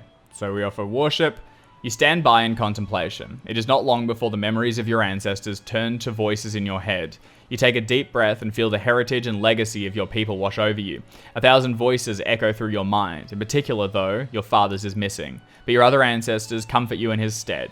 When you finally open your eyes, you can feel endless generations of those before you watching through them. You spend a moment in the river, enjoying the sensation, then step back. You will honor your forebears today. Fantastic. And there we go. It's time to go. As you slip through the crowds of worshippers, you hear a soft word spoken to you. You glance up and spot a high priestess of Analda, the goddess of earth and fertility, nodding at you in approval. She clearly respects your piety and your connection to the gods. You smile back, then continue on your way. You leave the gathered worshippers and make your way towards the center of the Sartarite camp. And if I understand correctly, which I do, it's time for battle. It is time for battle. We've tended to our bison. We've prayed to a couple gods and to our ancestors. It's time to kick some Lunars the hell out of our land. Remember, you can go and play this starter set, this SoloQuest yourself, either with the starter set or on the Chaosium website. And you can go and visit Kalia or try and sneak across and do all that kind of fun stuff in your playthroughs. Hell yeah. So, beautiful rays of golden light pierce the fog as the sun rises. The atmosphere in the camp changes from tense anticipation to frantic action. Suddenly, you're caught in a whirlwind of activity. Grab your equipment, check your armor, string your bow. It's time to move. You join the ranks of warriors pushing forward towards the banks of Danger Isle. Starterite warriors mill restlessly. The small island is packed with bodies. You shove your way through the crowd and get to the edge of the water. On the opposite bank, the Lunar soldiers are forming into lines. They'll be coming soon. You have just enough time to position yourself and knock an arrow. Orders are being barked around you. The Starterite lines begin to slowly form up. You add your voice to the cries, rallying the troops. The battle begins. So from here, we're going to make a battle roll, and this is kind of like where we start and where the, the cadre of troops around us position. And this is our chance to redeem our previous intimidation failure. So if we succeed this one, we are positive. And if we fail it, we continue to go into the battle having actively hurt our chances of success. If we fail this, I would like everybody to personally blame David for rolling. You click the button, it's your fault. That's fair. But if we succeed, it's the collective, right? If you succeed, we personally thank Neil, who coded the button. You miss everything. Excellent. Awesome. We succeed! Hey, 29. That's great. All right. That is a success. We can check our battle skill.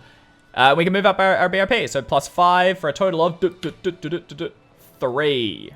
God, we're good. This is going to be a great battle. Let's move forward. Oh, hey, another tab. I'm going to zoom in on that in a second. War horns sound on both sides. Starterite and Lunar troops alike pull upon their bowstrings and raise their javelins. As is tradition throughout Glorantha, battle begins with an exchange of ranged weapons, weapon attacks, and magic. Sometimes these minor exchanges are terrifying enough to end battles early and avoid additional loss of life. Unfortunately, the stakes are too high on both sides. Today, the battle will go much further. This skirmish will only whittle down each side. Your task is to remain in the skirmish as long as possible. It was a matter of time before we lost the camera. Firing missiles towards the marching Lunar infantry. Once they've advanced into the water, you will break away from the lines to find Molon your bison and join the charge. Give me just a moment to give this another crack. The beauty, the joys of technology. And I really just like a thing. to get sort of pictures of the battle itself. I remember when we were putting this together and we started getting sent some of the art. I was like, wow, this is really, really cool. Like, I was just genuinely excited about being able to see the logistics of the battle presented. Yeah, I don't know, because we sent through like a really rough sketch. Like, we think it looks kind of like this. And they were like, yeah, here's this awesome art of the battle unfolding as like one side moves in here. Cavalry begins to circle around the side. There's action moving towards the south. Dum-de-doo. Pretty sweet. It's great. I also like the Crimson Bats got Dave. I guess I should stop mentioning it. I shouldn't have said it that time, because I'm just jinxing myself for future. Dear. Alright, let's push on to the next. The Lunar infantry marches. You stand in line with your fellow warriors. Their presence comforts you. You draw your strength from your faith in their ability to fight beside you. Today, the Starterites push back against the Lunar Empire. Today, your loyalty will be tested. Today, you will win. In RuneQuest, heroes define themselves through their passions, which reflects their relationship with the world and the factions within it, such as their tribe, family, and friends. Passions can also be used to fuel action. If you wish, Vasana may draw inspiration from her loyalty Sartar, 70% passion, to augment one of her skills in the skirmish. Choose a single skill to augment. The inspiration will last for this full scene, so while you may choose any skill, her composite bow skill will be most useful. Attempt a loyalty Skartar roll. If you are successful, go to 54. If you fail, go to 55. If you choose not to attempt, go to 57. Inspiration is one of the core mechanics in RuneQuest. It's really, really important. It's basically how your character's backstory comes to bear in the center of the game. So, for example, if you have your character will generate a lot of passions, and these are things like, loyalty family, or hate Lunar Empire, or, fear wolves or something. And if you have a passion which is relevant to a situation at hand, you can invoke your passions. And that means that you say, I want to bring my beliefs forward to give me a bonus to one of my abilities. This is kind of replacing the luck mechanic, where you're able to bolster yourself so you have a better chance of succeeding something. Yeah. It's up the front rather than after. Exactly. You can only be inspired by kind of one thing in a scene. But yes. And failing does have a downside, so we will want to succeed. So, and this here you can see all of Vasana's passion. So devotion to Orlan, a hatred of the Lunar Empire. And down the bottom there, that's the loyalty starter, which is what we'll be invoking now. So we're going to attempt to buff, and I think the scenario seems to be suggesting composite bow will be used. So I propose the lance. Just in case they close the distance in record time. Just in case. Yeah, no, I think, all right, let's roll. So we want to roll under 70. Oh, I didn't go back to the twine view. My bad. Here we go. Chop. Ah. I think that's a special. That's under half. So 70%, 35% is exactly half. So that is a special success. So we have succeeded. Here we go, and it's gonna factor that in. Great.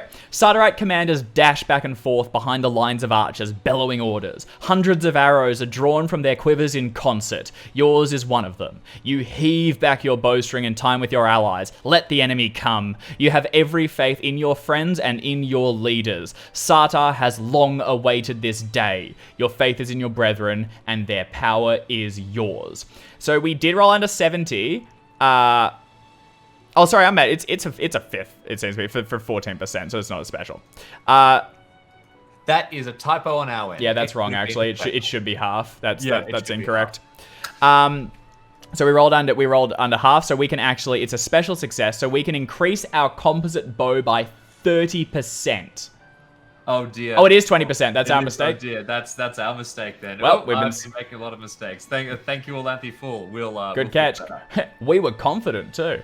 So we are going to increase by 20%, and we can check the box, which means we get a chance to increase it later. Thank you, Orlanthi and Rupert's. And this scenario will alert us when it fades. So our composite bow skill, just looking at my, I'm going to nip back to the PDF very briefly. So our composite bow is 45%, which is, respectable. That's all right. That's a couple hits. But tell you what, we're going to now increase that by 20% for this scene as we skirmish, and 65% is a number I'm much happier with. We're on the right side of the coin now, so we will happily take that. And let's nip back. Oop, no, wrong one. There we go. All right, we progress onwards. The Lunar horns sound a final time, and the infantry begins striding forward. Their ordered march quickly turns into a graceless wade as they reach the knee-high water. Arrows and magical spells fly around you. The mass of shields and bodies absorbs the missiles one by one. The Lunar line is over 100 meters away. It's a difficult shot. You raise your bow and draw the string, feeling your back muscles strain. After a beat, you loose the arrow, which silently flies through the air, twisting in the wind. Okay, that is also another great piece of art of Lunar's being arrowed. That'll teach him. Very, very cool. So we're going to roll on composite bow. We're going to increase it by 60%, and then there's a whole bunch of what we'll do based on how how we fare. So let's check that out. So we want to roll under 65. Yeah, 21. That's awesome. I don't think that's 20%. No, that's not going to be a special. So we have succeeded, so we'll roll a d20 for hit location. 20 years, I think the bloody noggin, which is great. All creatures in RuneQuest have hit location with hit points associated with them. Refer to the adventurer sheet for hit location. Next, roll Vasana's damage and apply it. If you succeed, we deal a d8 plus 1. We did not roll a special success, so just a d8 plus 1. Dundee-do. And we need to check their armor. So d8, we're going to roll the damage now. 3 plus 1 is 4. Although equipped to fight in a phalanx, the marching Lunar infantry cannot maintain the defensive shield wall while wading through the waters of the creek, so they are unusually exposed to missile fire.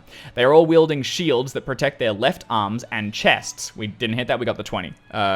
Which I can show y'all. It's in the, let me find a hit location. It's on my sheet, I think, right? Stalling. Here it is. Just a moment. And so we can see here, that's the 20 we rolled. So 17 to 20 is the head. So that'll teach them to come into our bloody creek.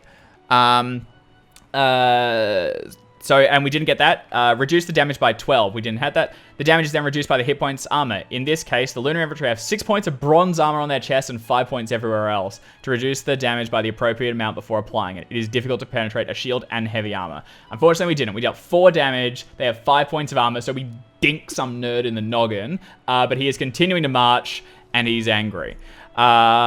If you overwhelm, we did not. For convenience, dum-de-do. Unfortunately, we did succeed, so we check it, but that's where it's going to end. Oh, and sorry, I missed the beginning when I thought I did. We were actually supposed to halve the composite bow skill. So while we did succeed because of the range, even with the halved amount, we won't deal any damage. So we can tick it, but we continue onwards. So from here, they rush. Behind the tide of lunar infantry, you see a black cloud of mundane and magic missiles come sailing through the air. Most of the missiles fall short of the Sardarite lines, and a wall of shields absorbs the rest. You have another chance to attack. This time, the lunar hoplites are within your bow's effective range. So this time, we can fire again. I want to point out as well that these soldiers are like heavily armored. We are at the Battle of Dangerford, one of the grand battles. So often in RuneQuest, if you had struck somebody like that, there was a pretty good chance that you were going to do some damage. Oh yeah, and this is also a representative. This shows like how well armored the Lunars are. Like this is a strategic point. They've sent their best, and so have the Sardarites. That's why you're here. That's why we're here, because we rule. This time we roll using our full skill. Good job, me. And so we're still rolling with 65. We're still inspired. So going down. Regular success. So we can roll damage. So once again, roll for location. Head again. I hope it's the same soldier. I made it. I said, ow. Try this. Yeah. 5 damage. They've got the 5 again, the armor. So not the shield. Reduced by 5. We do not succeed. So we're firing this one soldier who's getting closer. He's just smacking on each side of the head. At least he's going to have to get his helmet repainted or retouched up. So he's irritated at the very least. All right. We missed out on a lot of BRT there, because we could have really taken down some soldiers. Instead, we just kept thinking the same idiot in the head. Yeah. I'll tell you what, we stalled it. We have checked our composite bow, so maybe we'll improve it for later at least. Before the lunar archers can return fire, a voice howls, "Shields, now!" You stow your bow and pull up your medium shield. The hoplites are close, and as the lunar missiles take flight once more, you retreat. It's time to mount your bison and charge. Arrows fall around you and the other riders as you retreat. Several of your companions are struck. They stagger forward or collapse entirely. Asana cannot parry range attack using a shield, but wielding it protects 2 locations, her left arm and another location of your choosing. Choose one other location to protect. It can be her right or left leg, abdomen, chest, right arm, or head. Right and left leg feel really awkward for a while, like running back to the bison. We're holding it low and kind of skipping along. Your legs always get hit in RuneQuest. So although common sense may dictate protect their head, I almost think that where's our best armor actually? I was just thinking that. So let's have a quick look. So this shows our armor and health. And also the chance of things getting hit. So we got 1 vote for chest, which I agree. No, that's the bison.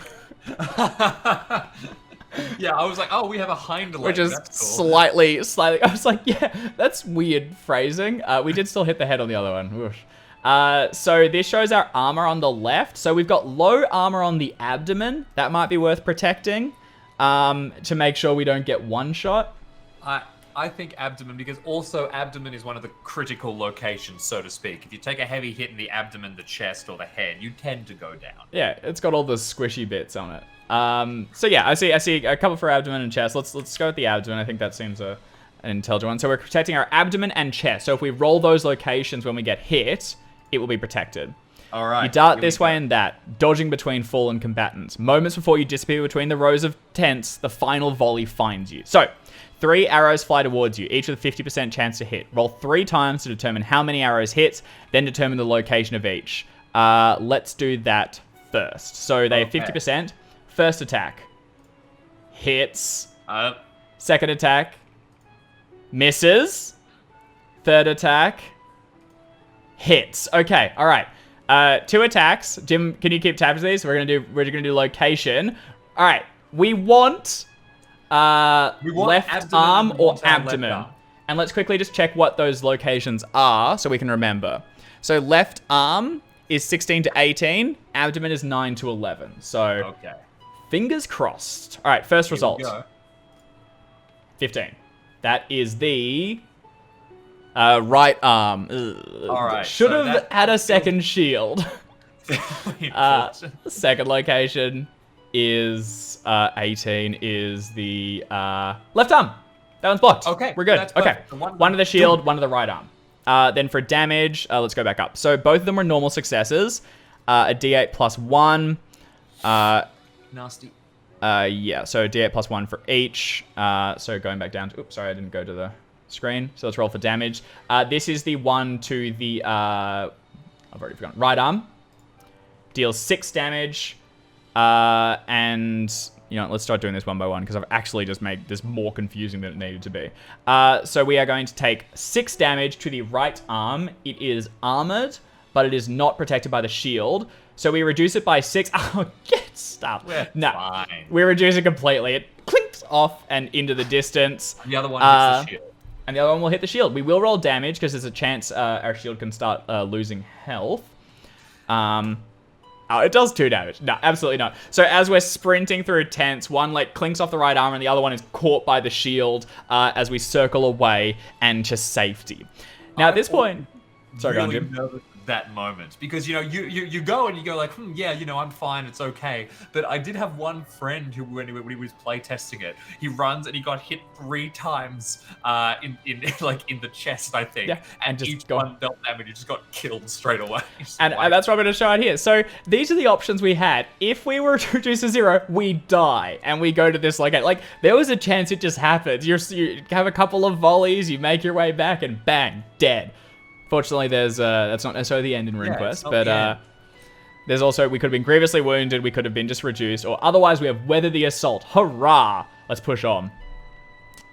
So we weave between the tents towards Molon's pen. You pass by clusters of Chalana Arroy initiates lingering at the edges of the battlefield.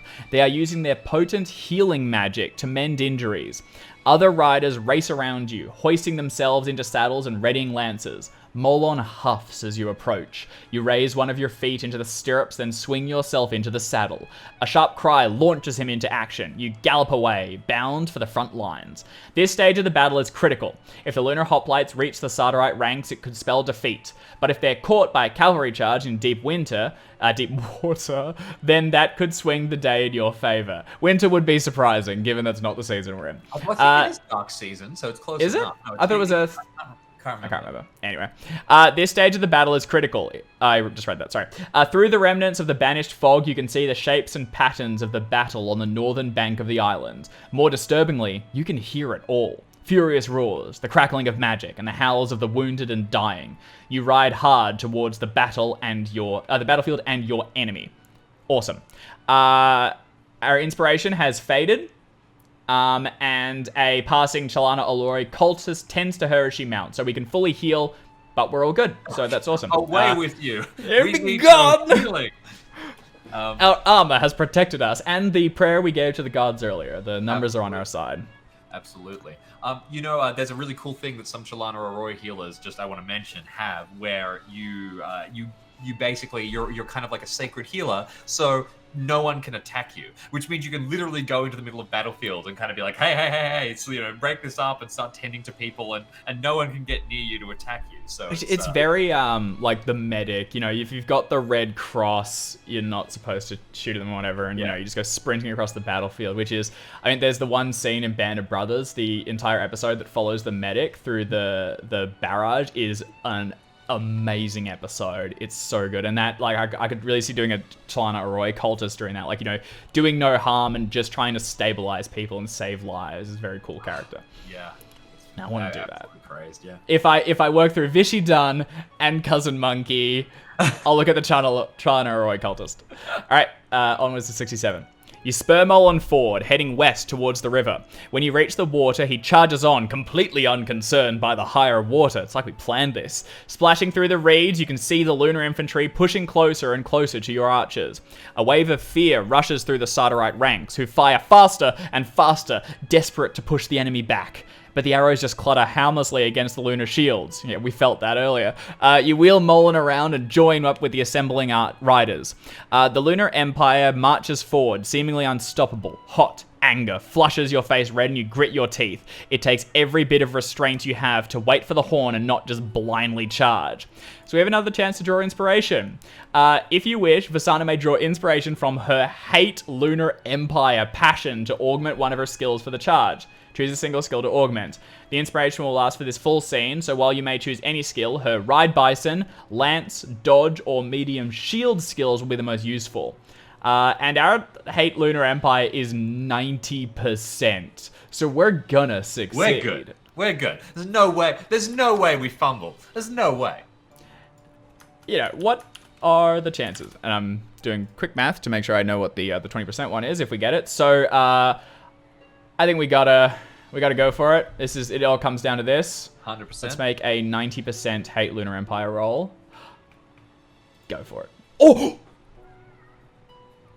We rolled a 9, Jim. That's 10%. That's a crit, baby. We're in it. Oh shit, we didn't call what we were augmenting. Oh. You know what? Rupert has saved us by calling Ride Bison, so we're good. Oh, okay. We're gonna go with that one because that was technically before we rolled, so we're good. So we have succeeded. So we rolled a 9. Let's go to here. Crit is 5%. Sorry, that's my bad. Special success. It's a special. So we're gonna be able to crit it by 20. By 30 even because we rolled under 18. Oh god, that's good.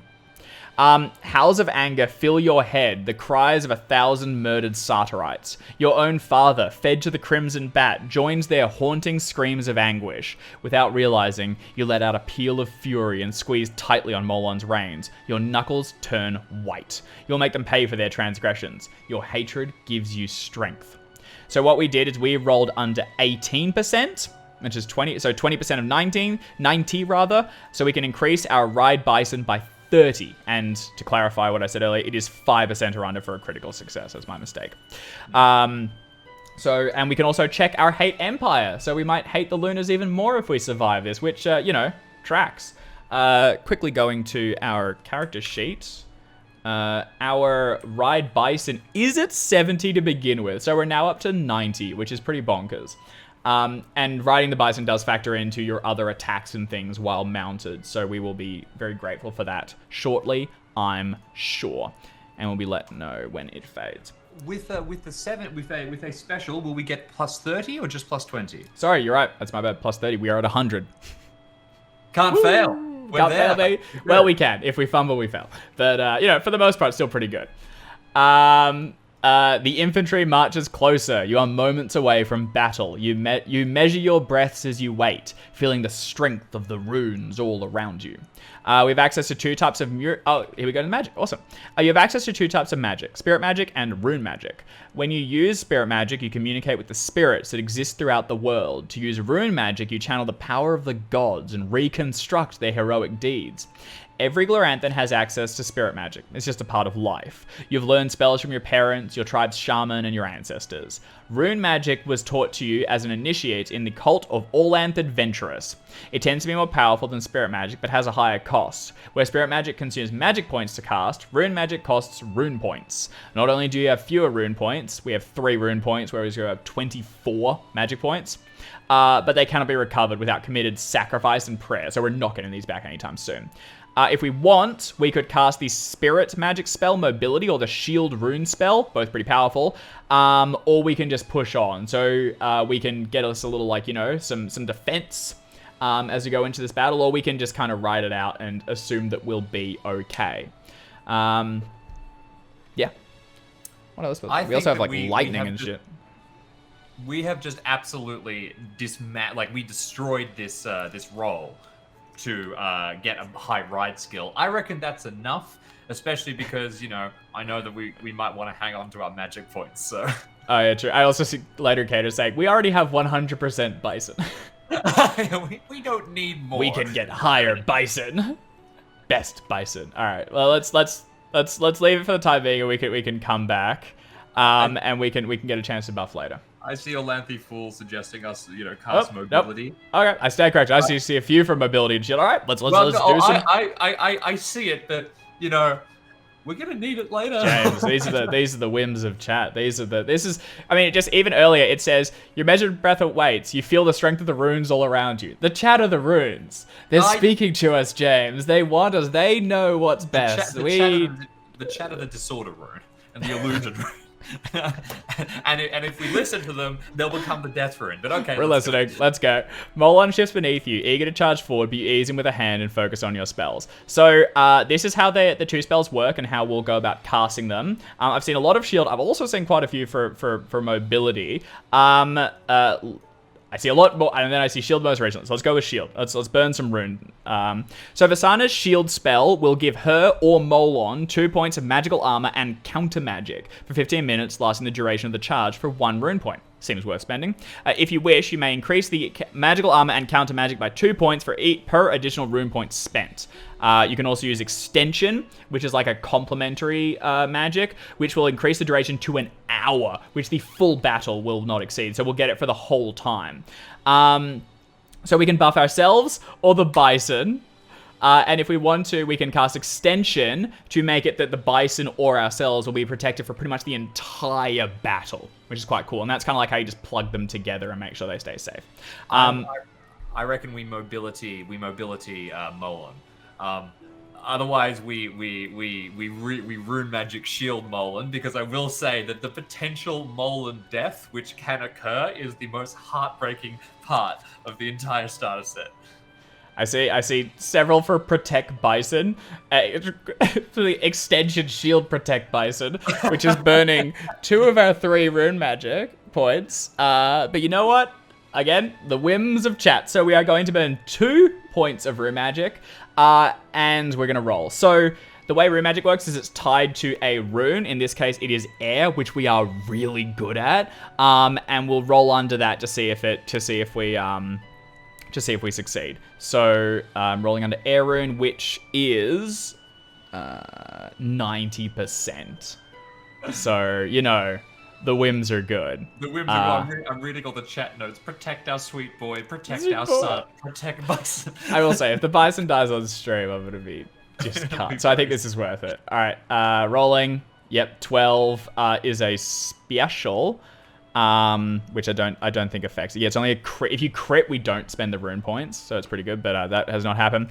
We have succeeded, so let's note that Molon has 2 points of magical armor for the duration of this charge and the entire battle. He also has counter magic, so if any wizard nonsense gets targeted at him, that may fail, but the armor is going to be the really crucial point, because, just checking his sheet, oh, he does have armor. Oh, that's sweet. He's got like plate, like little leather, like barding and stuff. Awesome. Heavy, yeah. All right. Well, now he's also got magical armor, so we are good. We have not cast mobility, so let's move on. That said, even if attacks do target him, we do still throw ourselves in front. Oh, of course. Of course. And we're ready to die for this. All right, suddenly the horn sounds behind you. Its deep tone announces the cavalry charge. Molon rears in response, recognizing the sound. You shift yourself reactively, adjusting to his movements, and soon you are charging forward with the cavalry, bound for the exposed lunar flank. Make a ride bison roll. We have 100 ride bison. Tremble, lunars. Let's do it. We rolled a 94. We would have failed. We would have failed. If it wasn't for that special, we actually would have failed. And if it wasn't for Rupert calling it, we would have failed. So, see, this is chat. This is the runes coming together. We are bound for victory.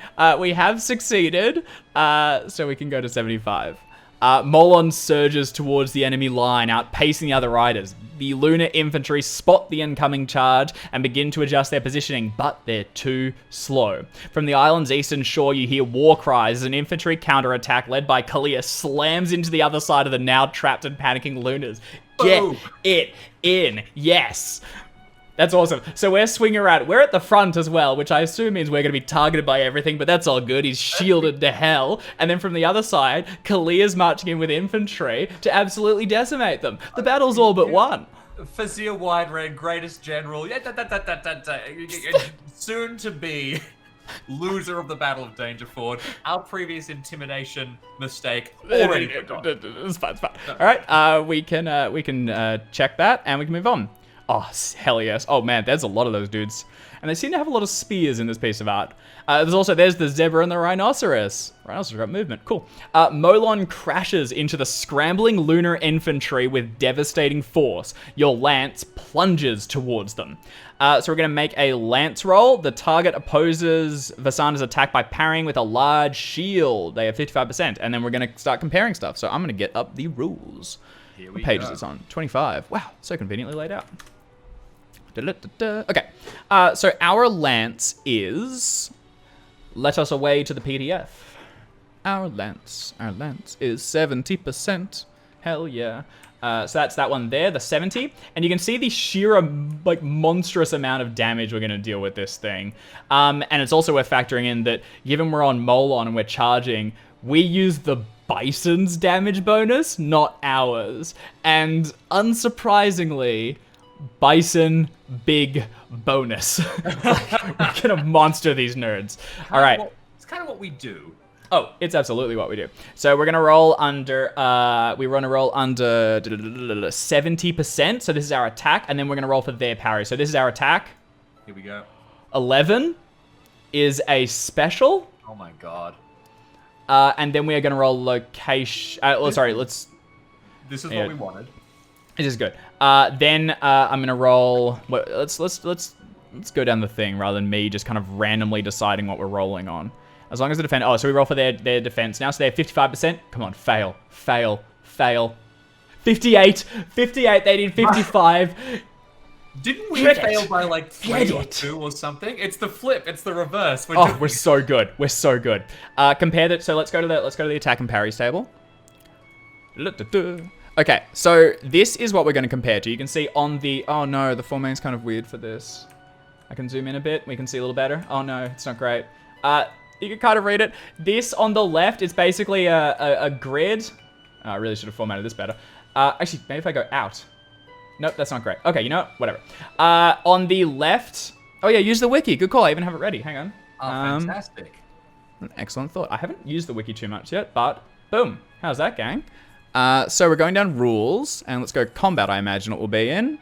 And I imagine... have a look here, strike ranks. So just for context, while you bring this up, Dave, you have a table where you kind of mix between your successful attack, special attack, crit, fail, fumble with the results of the parry. And marking them together is where you'll get the outcome, what you need to roll, the damage you need to do. It lets you get these really dynamic things where it's like, someone maybe succeeds their parry, but someone gets a special success in their attack. Oh, yeah. So that's certain, yeah, exciting. And this was 100%. So this is the RuneQuest wiki. There was like a tweet that went out like yesterday or a few days ago, and this is all this, and you can access it. I'm going to put the link in chat, and it's got all of the starter set information laid out, so you can really like quickly navigate through it rather than scrolling through the PDF. So this shows how it works. So at the top we've got their parry, which they failed, and on the left, vertically, we've got our success. So we got a special versus their failed parry. So we are going to roll special damage, and they are going to take the damage, as one might expect. This is going to be really good. This is. I like to think it's the same guy who has 2 little arrows poking out of his helmet. Like an alien. Like, we got you this time. I see you. Yeah, we were at the front of the charge. We got to pick our target. All right, so we roll our special damage using Molon. Special damage is 2d10 plus 3d6. Damn, that's a lot. All right, let's do it. This guy is getting picked up by the lance and carried 60 feet through his lines. We are single-handedly sending him back to the Lunar lands as we carry him on the end of the tip of the lance. All right, so rolling 2d10. First one's a 10. First one's a 10. So 10 plus 7, 17 plus math plus 2 is 19 plus 3d6. 19 plus 2 is 21. Plus 3 is 24. Plus another 3 is... 27. I lost it. 27. There's no chance. Oh. There's no chance. What's the hit location? We do need to roll location. I'm just seeing if it flags where he's got... So the large shield, no, he doesn't do that. Refer to the adventure sheet. So oh yeah, here we go. Because you are mounted and they are on foot, you can only hit the upper half of their body. Refer to the adventure sheet for the hit location result. Okay. Fantastic. So give me your roll. I got a 15. 15.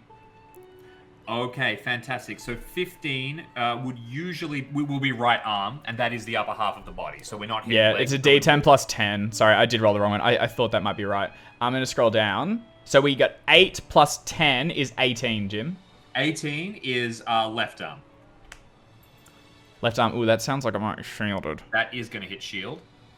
But I reckon we might bust through it. Well, we did, what, 29? I've already forgotten 29. what we did. I 29 should have written that down. 29 points of damage to their shield. I think shield... What we said previously. Oh, use Vostor's adventurer sheet to represent. That's I've got it just clever. here if you'd like. I can just bring it up. Yeah, I can also scroll down to it on my handy dandy PDF. Okay, fantastic. If I can see what I'm looking at. Race you. Oh, I'll show you guys Vostor's art because it's cool. Here we go. This is Vostor. He's Lunar, and we'll use him. All right. So Vostor on his left arm, assuming that he has his shield out, is going to be coming in. When in out and damage. Assuming he's got his medium shield out, is going to have 12 points. So this is going to bust through the shield completely.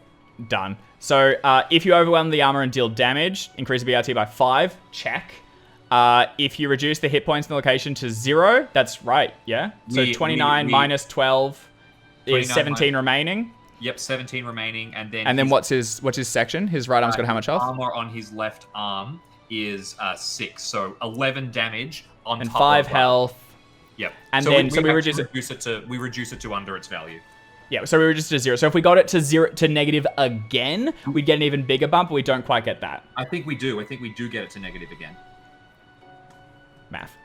29 minus 29 12, minus 12 minus 6. That's his armor. Yep. Then minus his health. Minus 5. Oh yeah, then you're right. Then minus 5 again. We have 1 point excess. So we doubled. This dude lost his arm, and then he was. It plunges through the shield, through his arm, and then he's thrown back across the river, and he can die over there somewhere. So we have. Oh my god, if you reduce the hit points in the location by twice their location hit points or more, increase their BRT by plus 15. We just killed a Lunar. We're back. We're back. BRT's up to 18. We're feeling good. We can check our lance. Go to 78. Alright, you smash through the infantry. Hell yes, we do. Molon pushes through the seething mass of soldiers. Most are staggered before you. One particularly vicious Lunar manages to strike up at you with his curved Copus blade. Excellent. The attacker strikes at Vasana with a Copus, which is 60%, and we can use either shield or lance depending on what we want to parry with. Shield feels like the parrying one, right? Yep. Makes sense. So let's roll his attack. What's our shield? Do you have can you keep up old mate's character sheet? No, I'll get Vasana's if you can keep up the other one. I got Vostor right here. If you have both, that's good. So our shield is 55, so that's gonna be good. So we'll use that. And there's his Copus. So let's roll the Copus first. Know how bad things really are. So we're rolling under 60. 83. Okay. That is going to succeed on a Copus hit. No. We've got their skill. We just use him for locations and armor. Thank you. Nope, all good. So he has failed, or the attacker has failed, and we are rolling our own shield, because if we fumble, things could still be bad. 36, we're good. We're good. This battle is going shockingly well. We didn't get one shot by the flurry of arrows. We doinked some Lunar, and now we're just bailing. Okay. The attacker failed. We succeeded. Onwards and upwards. So this is also showing how, because of how we're mounted, Molon can get targeted quite easily. So that shield spell really could have come into play here if they'd gone through and started smacking into our bison. We do not need healing. We were not killed. Molon's forequarters were not reduced. There's the dangerous part. And we can go on to 79. Okay. Out of range from attacks, Molon turns and circles the massed infantry. You take stock of the situation. Some of the cavalry are still stuck in the Lunar swarm, struggling to free themselves and mount another charge, but the majority have regrouped in the west and are preparing for another assault. Several riders have dropped their lances and tugged out bows. They strafe the Lunar archers on the shore, firing towards them, riding hard out of range. A horn sounds from the eastern charge. Kalia's war horn. She needs aid. So now, we need to figure out what we're going to do. So we can, so we can do a couple things and then continue on. So we can charge the Lunar infantry again. That'll be using our lance once more. We can strafe the Lunar archers, so riding around with these other ones. Or we can heal ourselves with magic, which we don't need to do. So, or we can seek out Kalia. And she has blown the war horn for aid. And she is the leader. So, you know, could score some good points. I still think that we'd be best off to do another charge, personally. We are bolstered, we have just done it. We could nail another Lunar before we go. Have a shish kebab of them as we ride through. Yeah, we could skewer a few more. Take them on the way out. We were very successful the first time.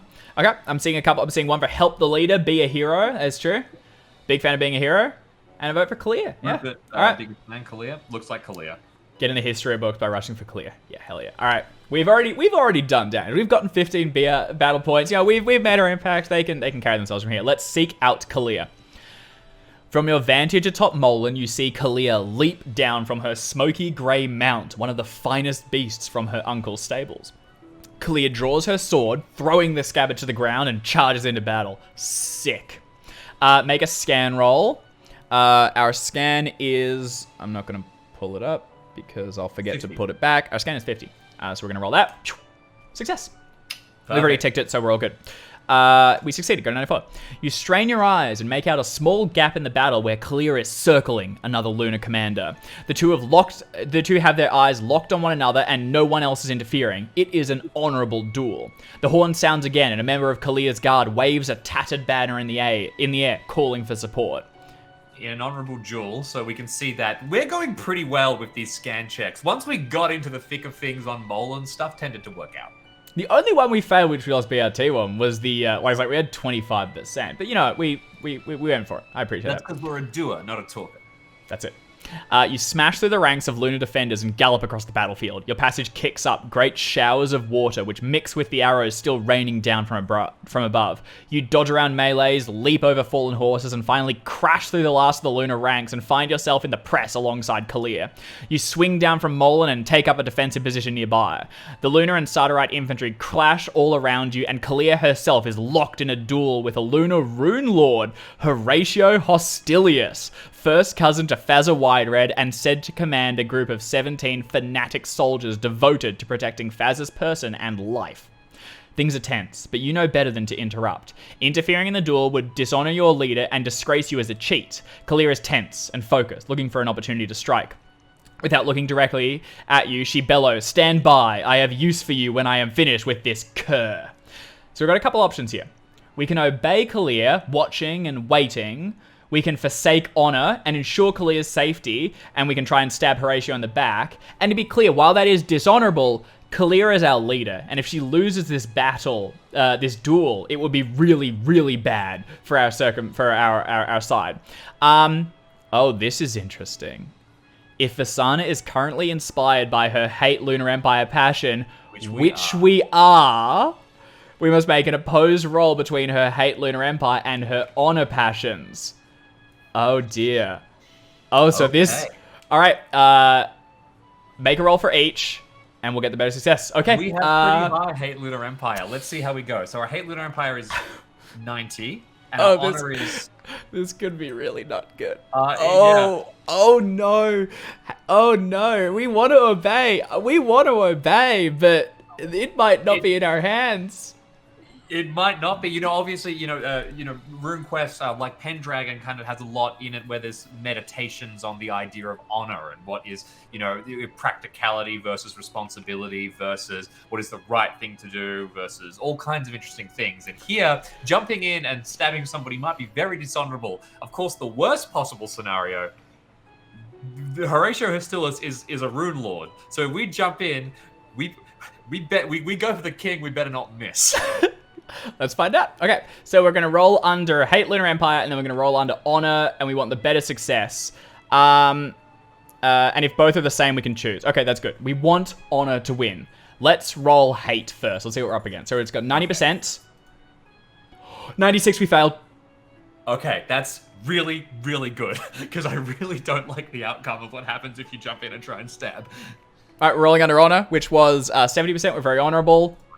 We're good. We're good. We're good. All right, we can choose. Her Honor Passion wins. You can choose... Oh, and this is awesome. So we could always just overrule this. We could say, you know what, in this moment, I don't like the direction this character would go in. But if we success and then we ignore it, its rating is reduced to 80%. And so the idea is when things exceed 80, they begin like really defining your character and becoming really crucial, like things you are kind of fanatical about, and that's our Hate Lunar. So we can obey. It was tense, rage flashed, but we're gonna watch. I'm going to be cautious. Go 97. You fall in behind Kalia at the back of the melee and watch. Takes you a few moments to catch your breath. Next to you, the battle between Kalia and Horatio swings one way and then the other. In the middle of one fierce exchange, she takes a long, ugly gash on her forehead. At one point, Kalia misses with a strike and slips sideways. Your heart leaps to your throat. But before Horatio can strike, Kalia dives forward under his blow, then comes up and slashes down his back. He falls to his knees and lets his weapon drop from his hand in surrender. Kalia wipes blood from a cut above her brow and gestures to her warriors, who drag the commander away. The lunar lines are wavering, but you can see fresh troops pouring in to provide support. Kalia gestures to you wordlessly, then swings up into her horse and leads you back towards the camp with her head held high. Okay. She's pretty sweet. Pretty cool. Pretty cool. Kalia's injury reminds the Starterites how much of their hopes hang on by a single person. Despite their victory, morale is shaken somewhat. Reduce the BRT by -5. What I think is cool here as well to mention is that Kalia Starbrow, and you learn about this if you go and you visit her beforehand, one of the sort of interesting things about this character is that she has a mark in the middle of her forehead. Which presumably if she's been cut across the forehead, that's quite a symbolic blow. It's like, you know, hell yeah. Wounding Harry Potter on the scar or something like that. Like it's a pretty visible thing, which is why it would shake morale so much. And this is also an example of like, maybe if we'd stepped in and we'd been able to take out Horatio, Kalia wouldn't have been wounded. So our BRT might not have been affected. We might have had a more successful battle, but our personal honor would have been, or may have been. Exactly. But she's told us to follow. Let's crack on. Kalia leads you back from the front and towards the Starterite tents. She pauses to bark a few orders to reposition her forces, then turns to you. Before she can speak, the sound of hoofbeats echo from the riverbank. A lunar cavalry charge slams into the Starterite infantry, devastating them. Kalia swears and turns back to you. Listen to me. We have a reserve of cavalry hidden in Dangerford village, but something has interrupted our order to attack. Go south. There's a signal camp hidden in the cliffs. You must have passed it coming to the isle. Get the messengers to send the alert. Blow the horn yourself if you must. She clasps your forearm, then turns and darts towards the packs of Starterite archers. They draw their weapons as she approaches, then join her in a charge to reinforce the Starterite front line. You are left alone in the middle of the camp. The fate of the battle hangs with you. We were inspired. It ends. Yeah, the forearm clasp is awesome. It's the coolest, like... I don't know. It's just cool. Yeah. A handshake's thing of the past. Don't mean Bronze Age thing of the future. Forearm clasps are where it's at. Fist bump is in though. Fist bump's cool. Bizarre. Yeah. Cool. I'm personally a big fan of the grasp and pull into a hug. Yeah, hell yeah. Vasana was inspired. She was. It ends. If she had cast shield for the 15-minute duration, it ends. We extended it, so Molan will continue to be safe. We're okay. All right. We are no longer blinded by hatred. Well, not blinded. Yeah. Inspired by hatred. Yes. Okay. So, onwards. The cries from the battlefield grow louder. There's not much time. You spin about and hurry to the southern side of Danger Isle. The deep water of the Dangerford stretches out serenely before you. You scan the horizon and spot, in the distance, a raised section of wooded cliffs. You know this halfway point between Danger Isle and Dangerford village hides the hidden signal camp, and the all-too-critical cavalry horn. There's no good reason you can think of that the war horn hasn't sounded. Miscommunication seems impossible at such a critical time. more likely the camp is under attack. Your timely arrival could be critical. You take off running towards the signal camp. It will be a long trip, but you can plan your approach on the way. You could head straight for the gate or climb up the cliffs, approaching the signal camp from the rear. If the camp has been overrun, this could let you launch a surprise attack. If Molon wasn't killed or wounded in combat, you can ride towards the signal camp. Nice. This will be faster and let you charge any opposition, but it will limit your ability to use stealth. So, Molon has been buffed as well. It feels like he should come with us, but our two options are to ride Molon or run. Go on, Jim. We are a rider. This is what we do. Best bison boy. We're taking the bison. Well, obviously, chat. Feel free to disagree, but I'll be damned if you damn Molon. Molons are stealth is for cowards and cheats. We're gonna announce our presence. All right. I see votes for the bison. Let's ride. Perfect. Let's do it. Ooh, don't love that there's a art of a rider. Yeah, the ride to the signal camp will take you only a few minutes. You mount Molon and spur him on his way. With a rumbling growl, he shifts his enormous bulk and you cut through the waters of the Dangerford like a knife. Halfway across the creek, you spot movement out of the corner of your eye. It appears a single Lunar rider has split away from the group and is moving quickly towards you. You don't know what they're doing so far from the fighting. The rider spots you moving across the creek and moves to intercept you. You don't have time to get caught up in a battle. You urge your bison on and try to outpace the Lunar rider. Come on. All right, so we need to roll. We need to roll for ourselves and for the Lunar. And if we roll better, we can outpace him and just completely leave him in the dust. Unfortunately we are no longer inspired, so our buff on ride is gone. So we're just going for a flat roll here. Okay. So he's got 50. He thinks he knows how to ride a bison. Well, horse. We have 70. Let's roll for ourselves first. You reckon? I reckon for ourselves first. Let's do it. All right, we want to roll under 70. That's 41. That's a success. Okay. And now we're rolling for them. We want over 50. Oh no, he got a 1. Oh, that's like a full-on crit. That is about as bad as things could have gone. So we're going well, but this guy... It's the same guy. Oh my god, he's revived. He's missing an arm. He's got 2 arrows. He's pissed. We did not roll a better success. Yeah, the same success or worse is one way to say it. He was the guy who was standing innocently, in the back lines when the body of the one that we gored came and hit him. So he's really pissed. Brother! All right, you ride flat out. The ground turns to a blur beneath you. Your every muscle aches as you lean forwards in your saddle, desperate to outpace the rider behind you. The south bank draws closer and closer, but just as you think you've escaped, you spot the glint of a lance arcing towards you. Vasana was not quick enough and has been caught by her enemy. Yeah. You will need to roll an attack for the Lunar Rider, roll the Rider's lance attack, which is 70, and our own parry or dodge, and then we'll go through, and we're trying to just get away. So let's roll their attack first, and then we'll decide if we're parrying or dodging. Over 70. Over 70. Over 70. Nope, he has succeeded. All right. Okay, well, great. We've just been lanced, and this will mean that the damage bonus of the horse gets used, so this could be a this could be not great. Hit. Let's parry, I imagine. This is hubris. Our dodge is awful. We're going. Yeah, parry. Yeah. All right. So our shield is 55. We want under 55. So normal success for the rider. We get a normal success. Okay. We will. Let's quickly go to the wiki view. So again, it's normal v normal for this one. Just kind of show how it works. So normal parry goes down this column. Normal success. The attacker rolls normal damage. Our parrying weapon, which is our armor, takes 1 hit point of damage if it is more than its current health, and then any excess goes through. So we did succeed, and what this will happen is we will catch the lance on our shield, reduce its health so it becomes less effective useful, so it begins to chip and break away, and then excess is through to us. Yep. So at least we can get a good chunk of this away. Unfortunately, a lance charge on a horse is going to do a lot of damage, so it is not unlikely that we take a hit here. Yeah. Okay. Shield to shield. I'm gonna roll some. Let's roll some flippin' damage. So they roll 1d10 plus 1 plus 2d6. Oy. That's pretty bad. Oy. All right. 1d10. 7 plus 1 is 8. 8. 8 plus 6 is 14. Plus 1 is 15.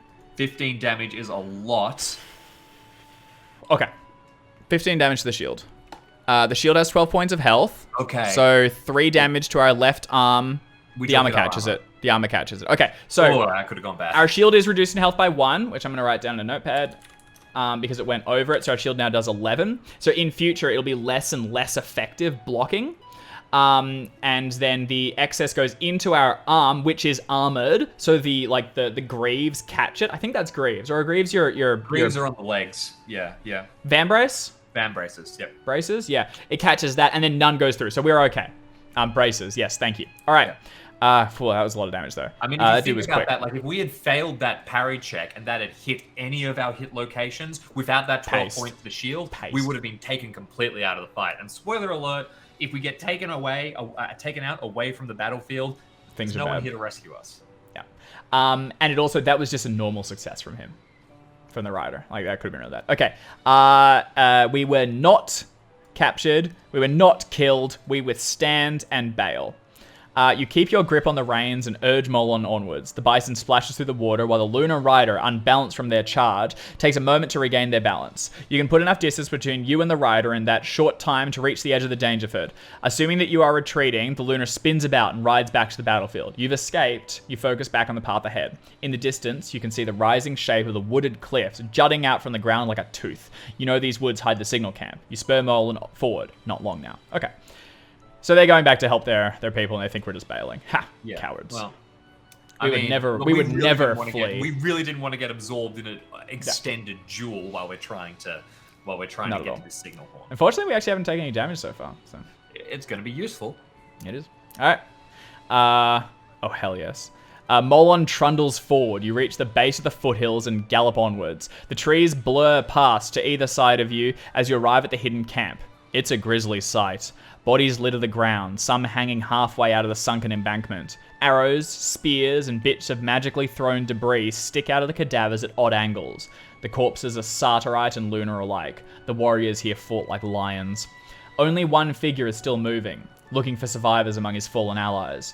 A Lunar warrior, armored covered in the blood of his brethren and yours. He stands tall, copus raised. Clearly, he heard the thundering sound of your bison approaching. He raises his weapon as you pull Molon to a halt. "Stop there, barbarian," the Lunar shouts. He raises a gloved hand. "I am Vostor, son of Pygeme. I have captured this outpost in the name of the Lunar Empire. For wandering here, you have intruded upon the Empire's plans. If you will surrender to me, I will take you prisoner in accordance with our laws. If you refuse, then I challenge you to a duel. Show honor, dismount your bison, give me your name and your answer." You hesitate before you answer. As dishonorable as it would be, could just run this Lunar down now. A single charge might make all the difference.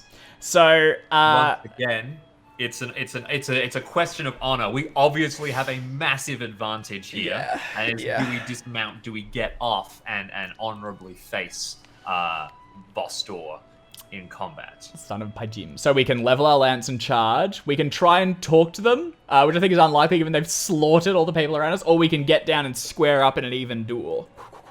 Chat seems to be very fond of just trampling, which is very dishonorable, chat. It's almost like you don't respect the strict rules which govern how combat works in this game and how the strict rules are really more strict suggestions. You can do whatever you want. You just play by it, yeah? And strict rules, like Lunar soldiers, are made to be broken. And here's the thing, you know, like in an even battle or something when it's only your own life at stake, that's one thing. But we know that the charge we need to sound this horn or else the charge won't come, and we might lose this whole battle. This is bigger than just us.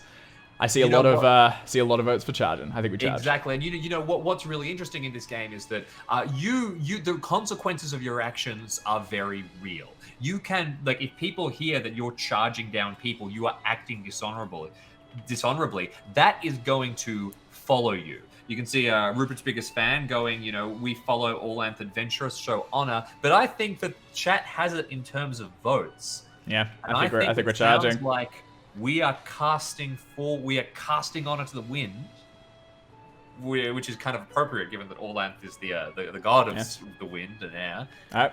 And I think we're going to run down Vostor. How much honor did the bat show to Fana, and Sol went and ate it? He's right. Let's go. We charge. Vostor does not seem surprised as you charge him, although he may have hoped for an honorable resolution. He raises his shield and readies his Copus to strike in response. Let's go. Orlan closes the distance swiftly. Your lance flies towards Vostor. Roll Vasana's lance attack and contest it with Vostor's Copus parry. Jim, you've got Vostor's sheet up, right? I've got him right here. Copus and parry. Curious, isn't that we seem to have Vostor's sheet amongst the pre-gens.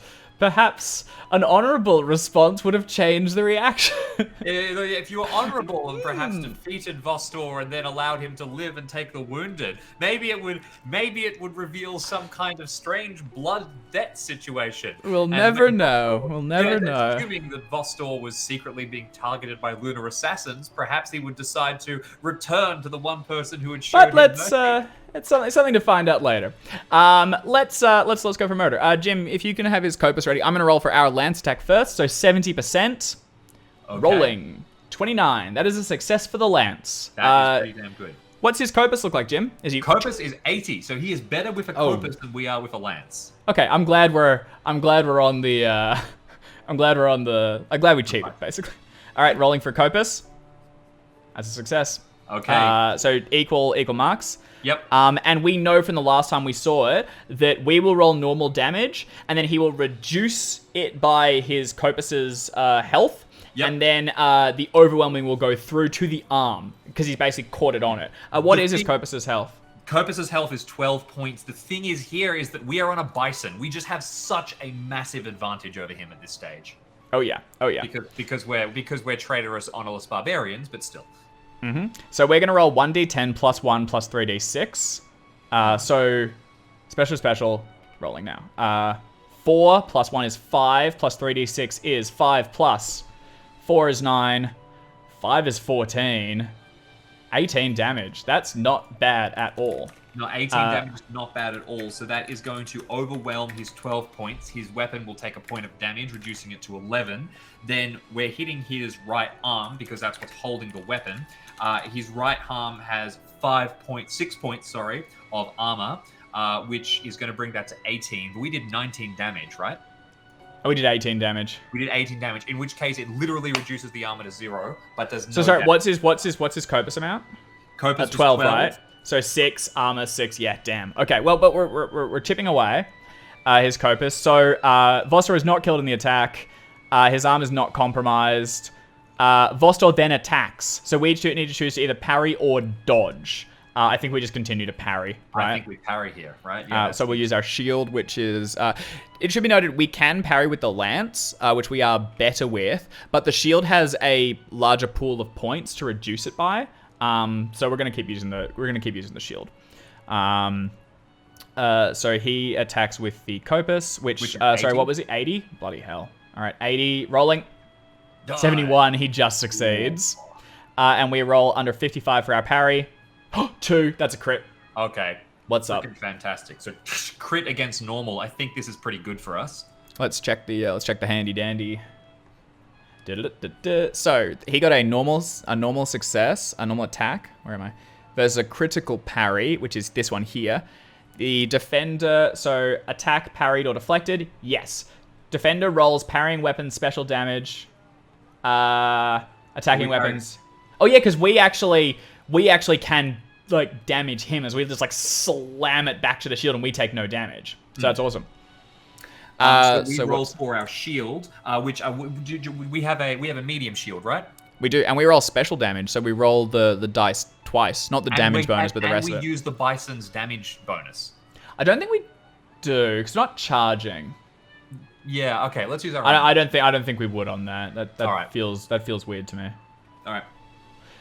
So we are going to roll 3d4, which is, so I'll just show you y'all. So what we've done here is our medium shield is a d4 damage. It's a special, so we'll double that to 2d4, and then we'll add our damage bonus. So a total of 3d4. I doubt we're going to get through the Copus. In fact, unless we roll 12, it's not happening. But you know what? There's a chance. And all length willing, we will succeed. The first one, and the chance is gone. 2, 6, 9, and just reconfirming what it does. Yeah, no. The attacking weapon is reduced by damage over current hit point, so that will not go through. So he hits though, and he's good with a Copus, but we're better with a shield. So, bam. Wheel around. and I think that we come for a second charge now. Well, so that's our option. So, Varsana does not wish to surrender. I mean, we could, but it feels like we're doing pretty good so far.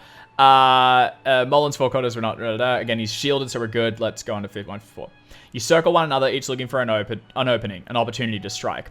Take a note of this entry. You'll be returning to it. Thank you. Choose any of the following actions to take. You may choose the same action multiple times. Each time Varsana completes 3 actions, go to 162. And what that's factoring in is the, like, exhaustion of the battle as we go through and through and through. So we can attack with our lance, and what that is we're above Vostor, circling one another, and we're, like, striking down at him. Or we can leave the melee. And if that happens, he's going to get a chance to swing at us as we dart away, circle around, and charge in, which will let us use Molon's damage bonus. Finally, we do have 1 rune point left. So we could try and do either lightning, which is like a bolt of magic. We could try and shield again, although we've kind of got Molon buffed at the moment. Or we could try and heal, but we don't have any damage. So I think chat's being pretty clear here. I see Cast lightning. I see hit him with the old razzle dazzle, I see. V700. Let's do it. And again, I mean, this is where rune magic comes in. We've already, like, this is where you want the big guns. This is a fight to the death, or will be. All right, we're going to lightning rune spell, 158. Your rune tattoos flash as you pull lightning from the air. Vostor's eyes narrow. He swings his sword, attempting to cut through the spell and put you on the ground. So the way these work is you get, like, strike ranks, which is how quickly you move.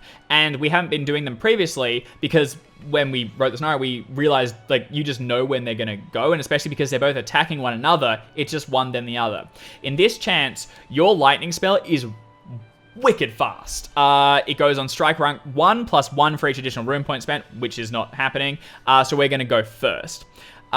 We will spend 1 rune point, and it will deal 1d6 per rune point, ignoring armor. And we need to make an air rune roll, which is 90%. So this is our last one too. And if we critically succeed, that's not going to happen. All right. And you can once again see here where if we had saved those rune points, if we didn't protect Molon, rune points are powerful. We could have iced him with like 3d6 damage that ignores armor, just straight away. Oh yeah. Oh yeah. All right. So we roll under our air rune first, which is 90. Check. 76. Then we need to make a resistance roll of Varsana's power versus Vostor's power. Okay. Then, so we refer to the resistance table, which I will pull up on the wiki. Let's have a look-see. So, along the top, what is Vostor's power, Jim?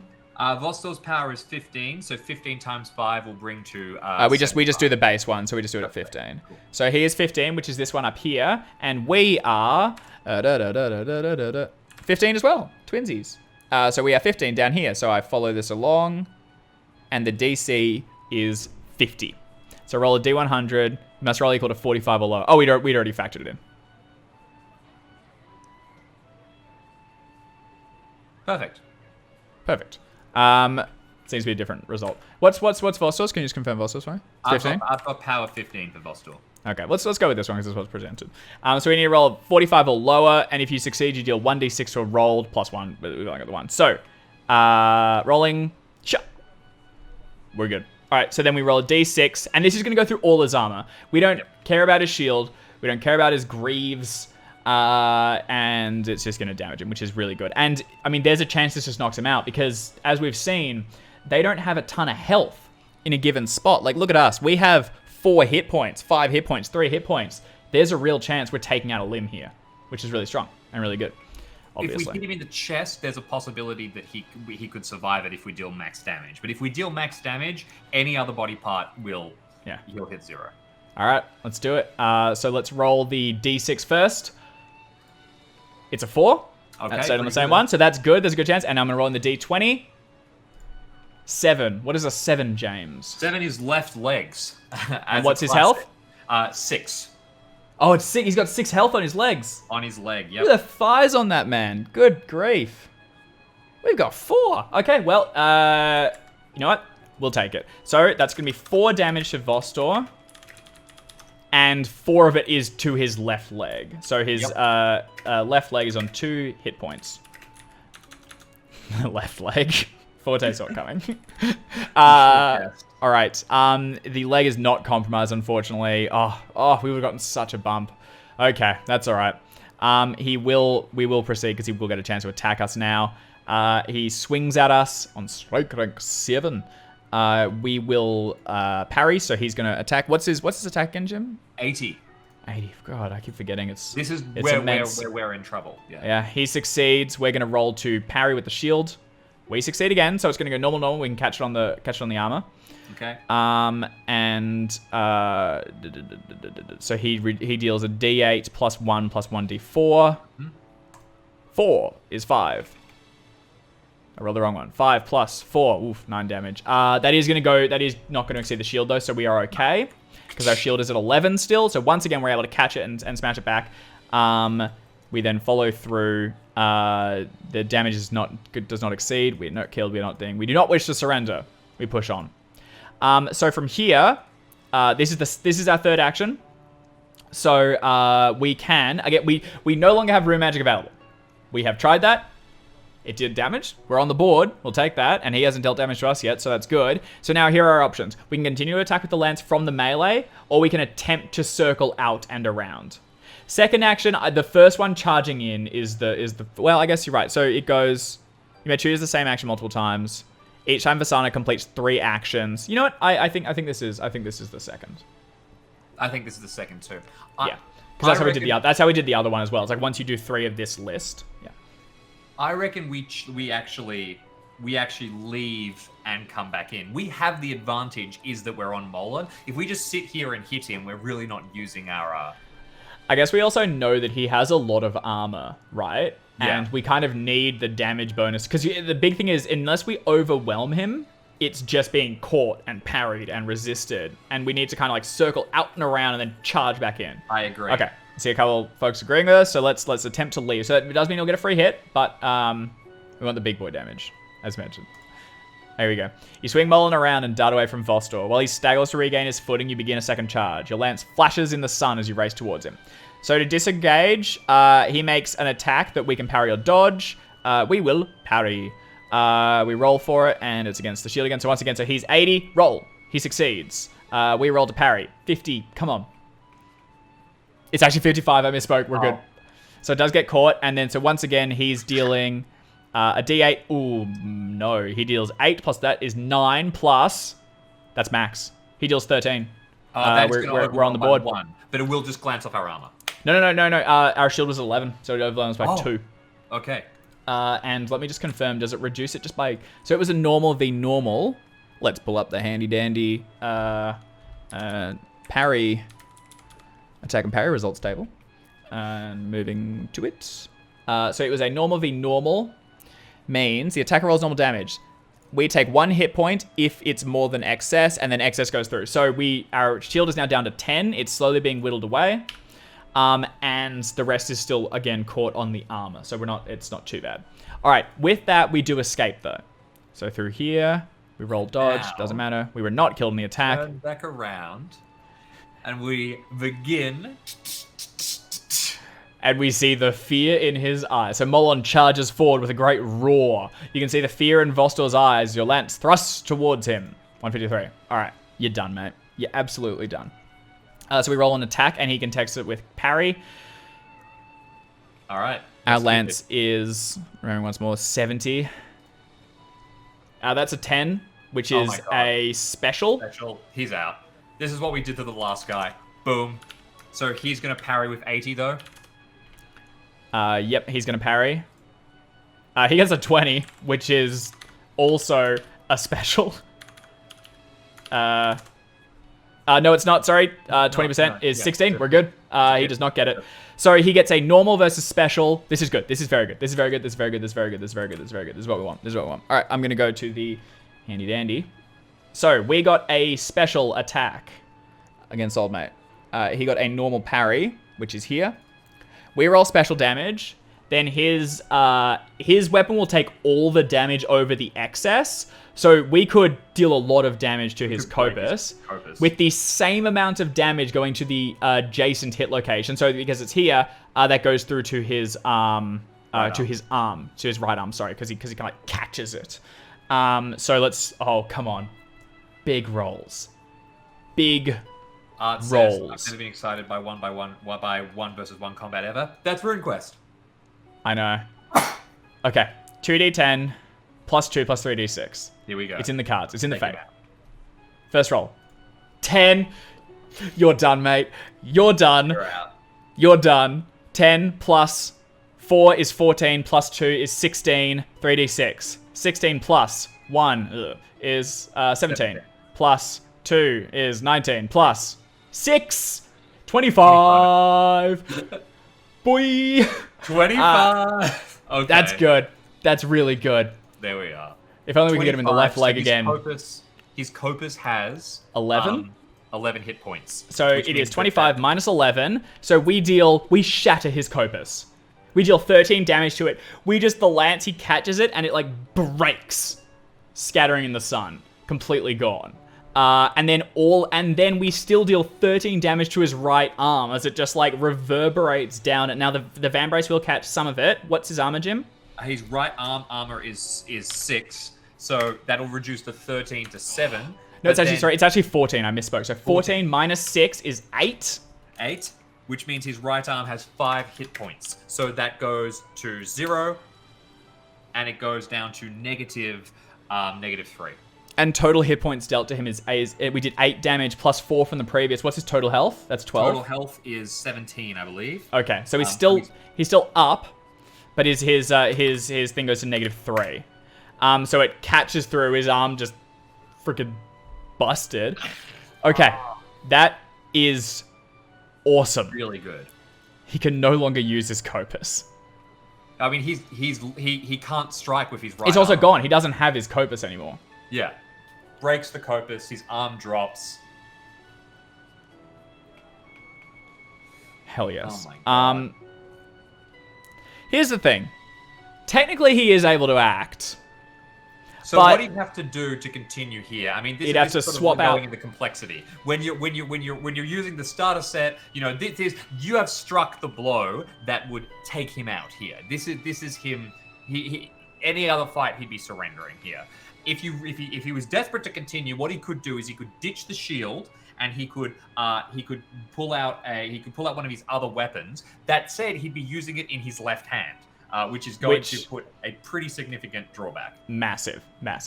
I think this is he's unable to act. Yes, Do you want to move him through that one? I agree, and also I think that anyway, going to 0, he gets stunned for a little bit from taking so much damage. He drops the Copus for sure, which is broken as well.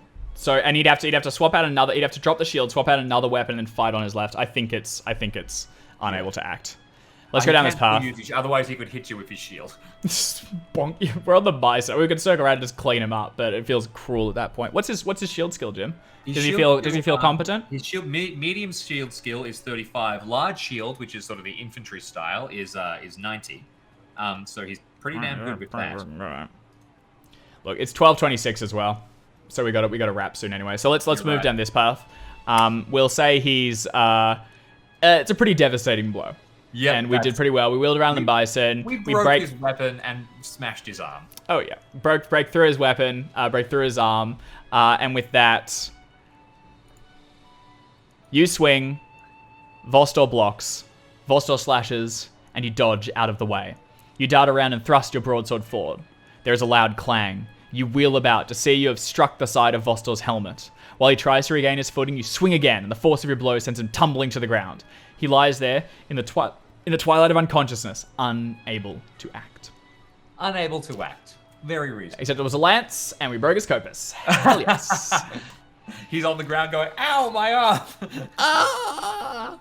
You stagger away and frantically search the camp for the signal horn. You find it, still in the hands of a dead Sartorite. You take the horn in one hand and clamber up the side of the embankment. Though exhausted, you raise it high and blow into it with all your might. The clear tone reverberates in your ears and carries loudly through the air. You blow for as long as you can, then, when your breath fails you, you let it drop to the ground. You collapse against the nearby embankment wall and gaze out towards the village. Here we go. Silence. Just silence.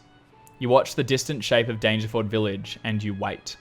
A few heart-stopping moments go by before, at last, you hear a horned sound in response. Moments later, dark shapes pour out of the village towards the Dangerford.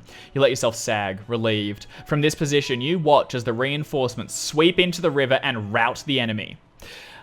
You see the Lunar infantry notice the approaching riders, then frantically try to resist them, but to no avail. The Sardarite horde smashes into the overexposed Lunars and, with blood, bronze, and fury, drives them from Dangerford. You gaze open-mouthed at the mayhem. When at last the Lunar line begins its retreat proper, you stagger down from the signal camp and make your way back towards Danger Isle. And this map kind of shows the continuing, as they begin to leave, our reinforcements, which we signaled, go charging through them, route them back, and we can retake. Also, we increase our BRT by plus 20. That's pretty bringing us good. to a grand total of math 33. Oh, didn't scroll down far enough. That's really good. And we lost a few. We lost some from we balked the intimidation, and with Kalia we could have gotten a little extra. But apart from that, there might have been a few options we could have scraped some more in, but that's a successful battle. We blew the horn, and that's the defining piece. All right, go to 194. The battle is over. The sound of clashing metal has faded, and the sounds of wounded soldiers now echo in the air. Although you are only a single warrior on the field, your impact was significant. Calculate the final BRT. If the result is less than 10, go to 195. I suggest that was not good. If it is less than or equal to 20, go to 196. If it is greater than 20, go to 197. And if it is greater than 40, go to 198. So now, we didn't unfortunately, quite get the extreme, but we got the second from the top. There's one level above, but we will take that. So we are greater than 20. When you play, maybe. Now we're not going to show you what's here. We're not going to do it. You're going to see what we got. The Lunar forces were overwhelmed by the fury of the Sardarite assault. Fazza Widered managed to order a full retreat before the Lunars suffered catastrophic losses, but he was harried and pursued all the way to the borders of the land. The Lunars will return, but they will need to be more cautious. They have tasted the bite of Sartar. Already, legends spread throughout the land like wildfire. The Lunars can be beaten. When you return to Danger Isle, you see groups of exhausted warriors in jubilant celebration. You join with them and cheer. That night, torches dance like fireflies across the Dangerford, while high above, the gods look down. They have blessed Sartar, and you, this day.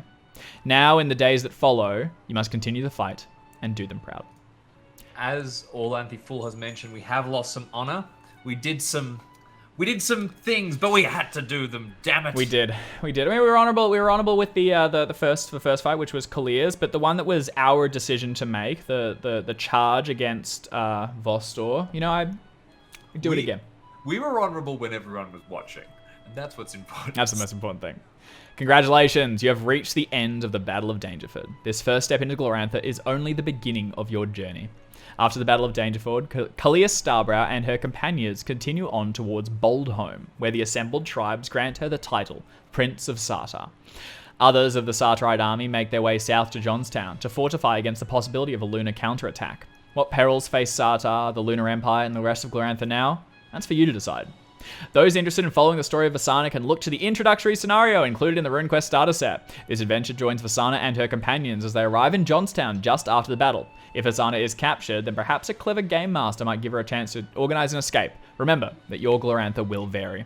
Whether your journey in Glorantha takes you deeper into Sartar or across the width and breadth of the land, remember you can always return to this adventure to familiarize yourself with the rules, unlock different endings, or find hidden secrets. If Vasana survived the battle, you may see if she learned from the experience, potentially increasing the abilities and runes she used successfully. May the gods of storm and thunder protect you all. And that's the scenario. Hot dog. Brilliant. There you go. Well, thank you very much. You know, it's been a while since we wrote that, Dave, and coming back to it, it's a lot of fun to read through it. You know, Glorantha is a fantastic world, and playing RuneQuest is always a lot of fun. It's a really visceral game. It's a type of fantasy that I feel that I don't often get the chance to explore, so whenever I'm able to jump into RuneQuest, I feel really happy to do so. I totally agree, and I think it's it's a cool way to begin to understand how the flow of the game goes and what you can expect, what options you can pursue. I will say that there was like quite a bit of content that we didn't see. Vasana perishing is not necessarily the end. Anytime if we were compromised, we might have seen the healers in action, and if we had not taken Molon, if we'd tried to sneak up on the camp, the fight with Vostok might have gone very, very differently. There's also the actions in the camp. So, check it out, have a playthrough, and see how your ending goes. I also really like the idea that if you choose to play Vasana going forward and you play her through the starter set, you can take a couple improvements, modify her based on how this goes. Maybe begin with lower or higher honor. It might change, and it might change the world. Absolutely. It's a lot of fun. And thank you for joining us. Thank you for joining us, for this whole year, really, of the Stream of Chaos. We've had plenty of exciting things, from many Call of Cthulhu games to awesome one-shots in RuneQuest, and games run by you, by me, by Brian. It's been a great year. Yep, 100%. And we are not done just yet. So next week we'll be back where Jim's running a chaotic one-shot where we'll have the ability for chat to modify, roles and abilities and things. And we won't tease too much, but it's got a holiday spirit. And yeah, I don't want to say too much. Tune in next week. You'll it's got a good holiday spirit put over it. Let's leave it at that. Yep. It's gonna be fun. All right, so we'll be back next week. We'll see you all then. Thank you for watching, and catch you later. Thanks, everybody. Schwa.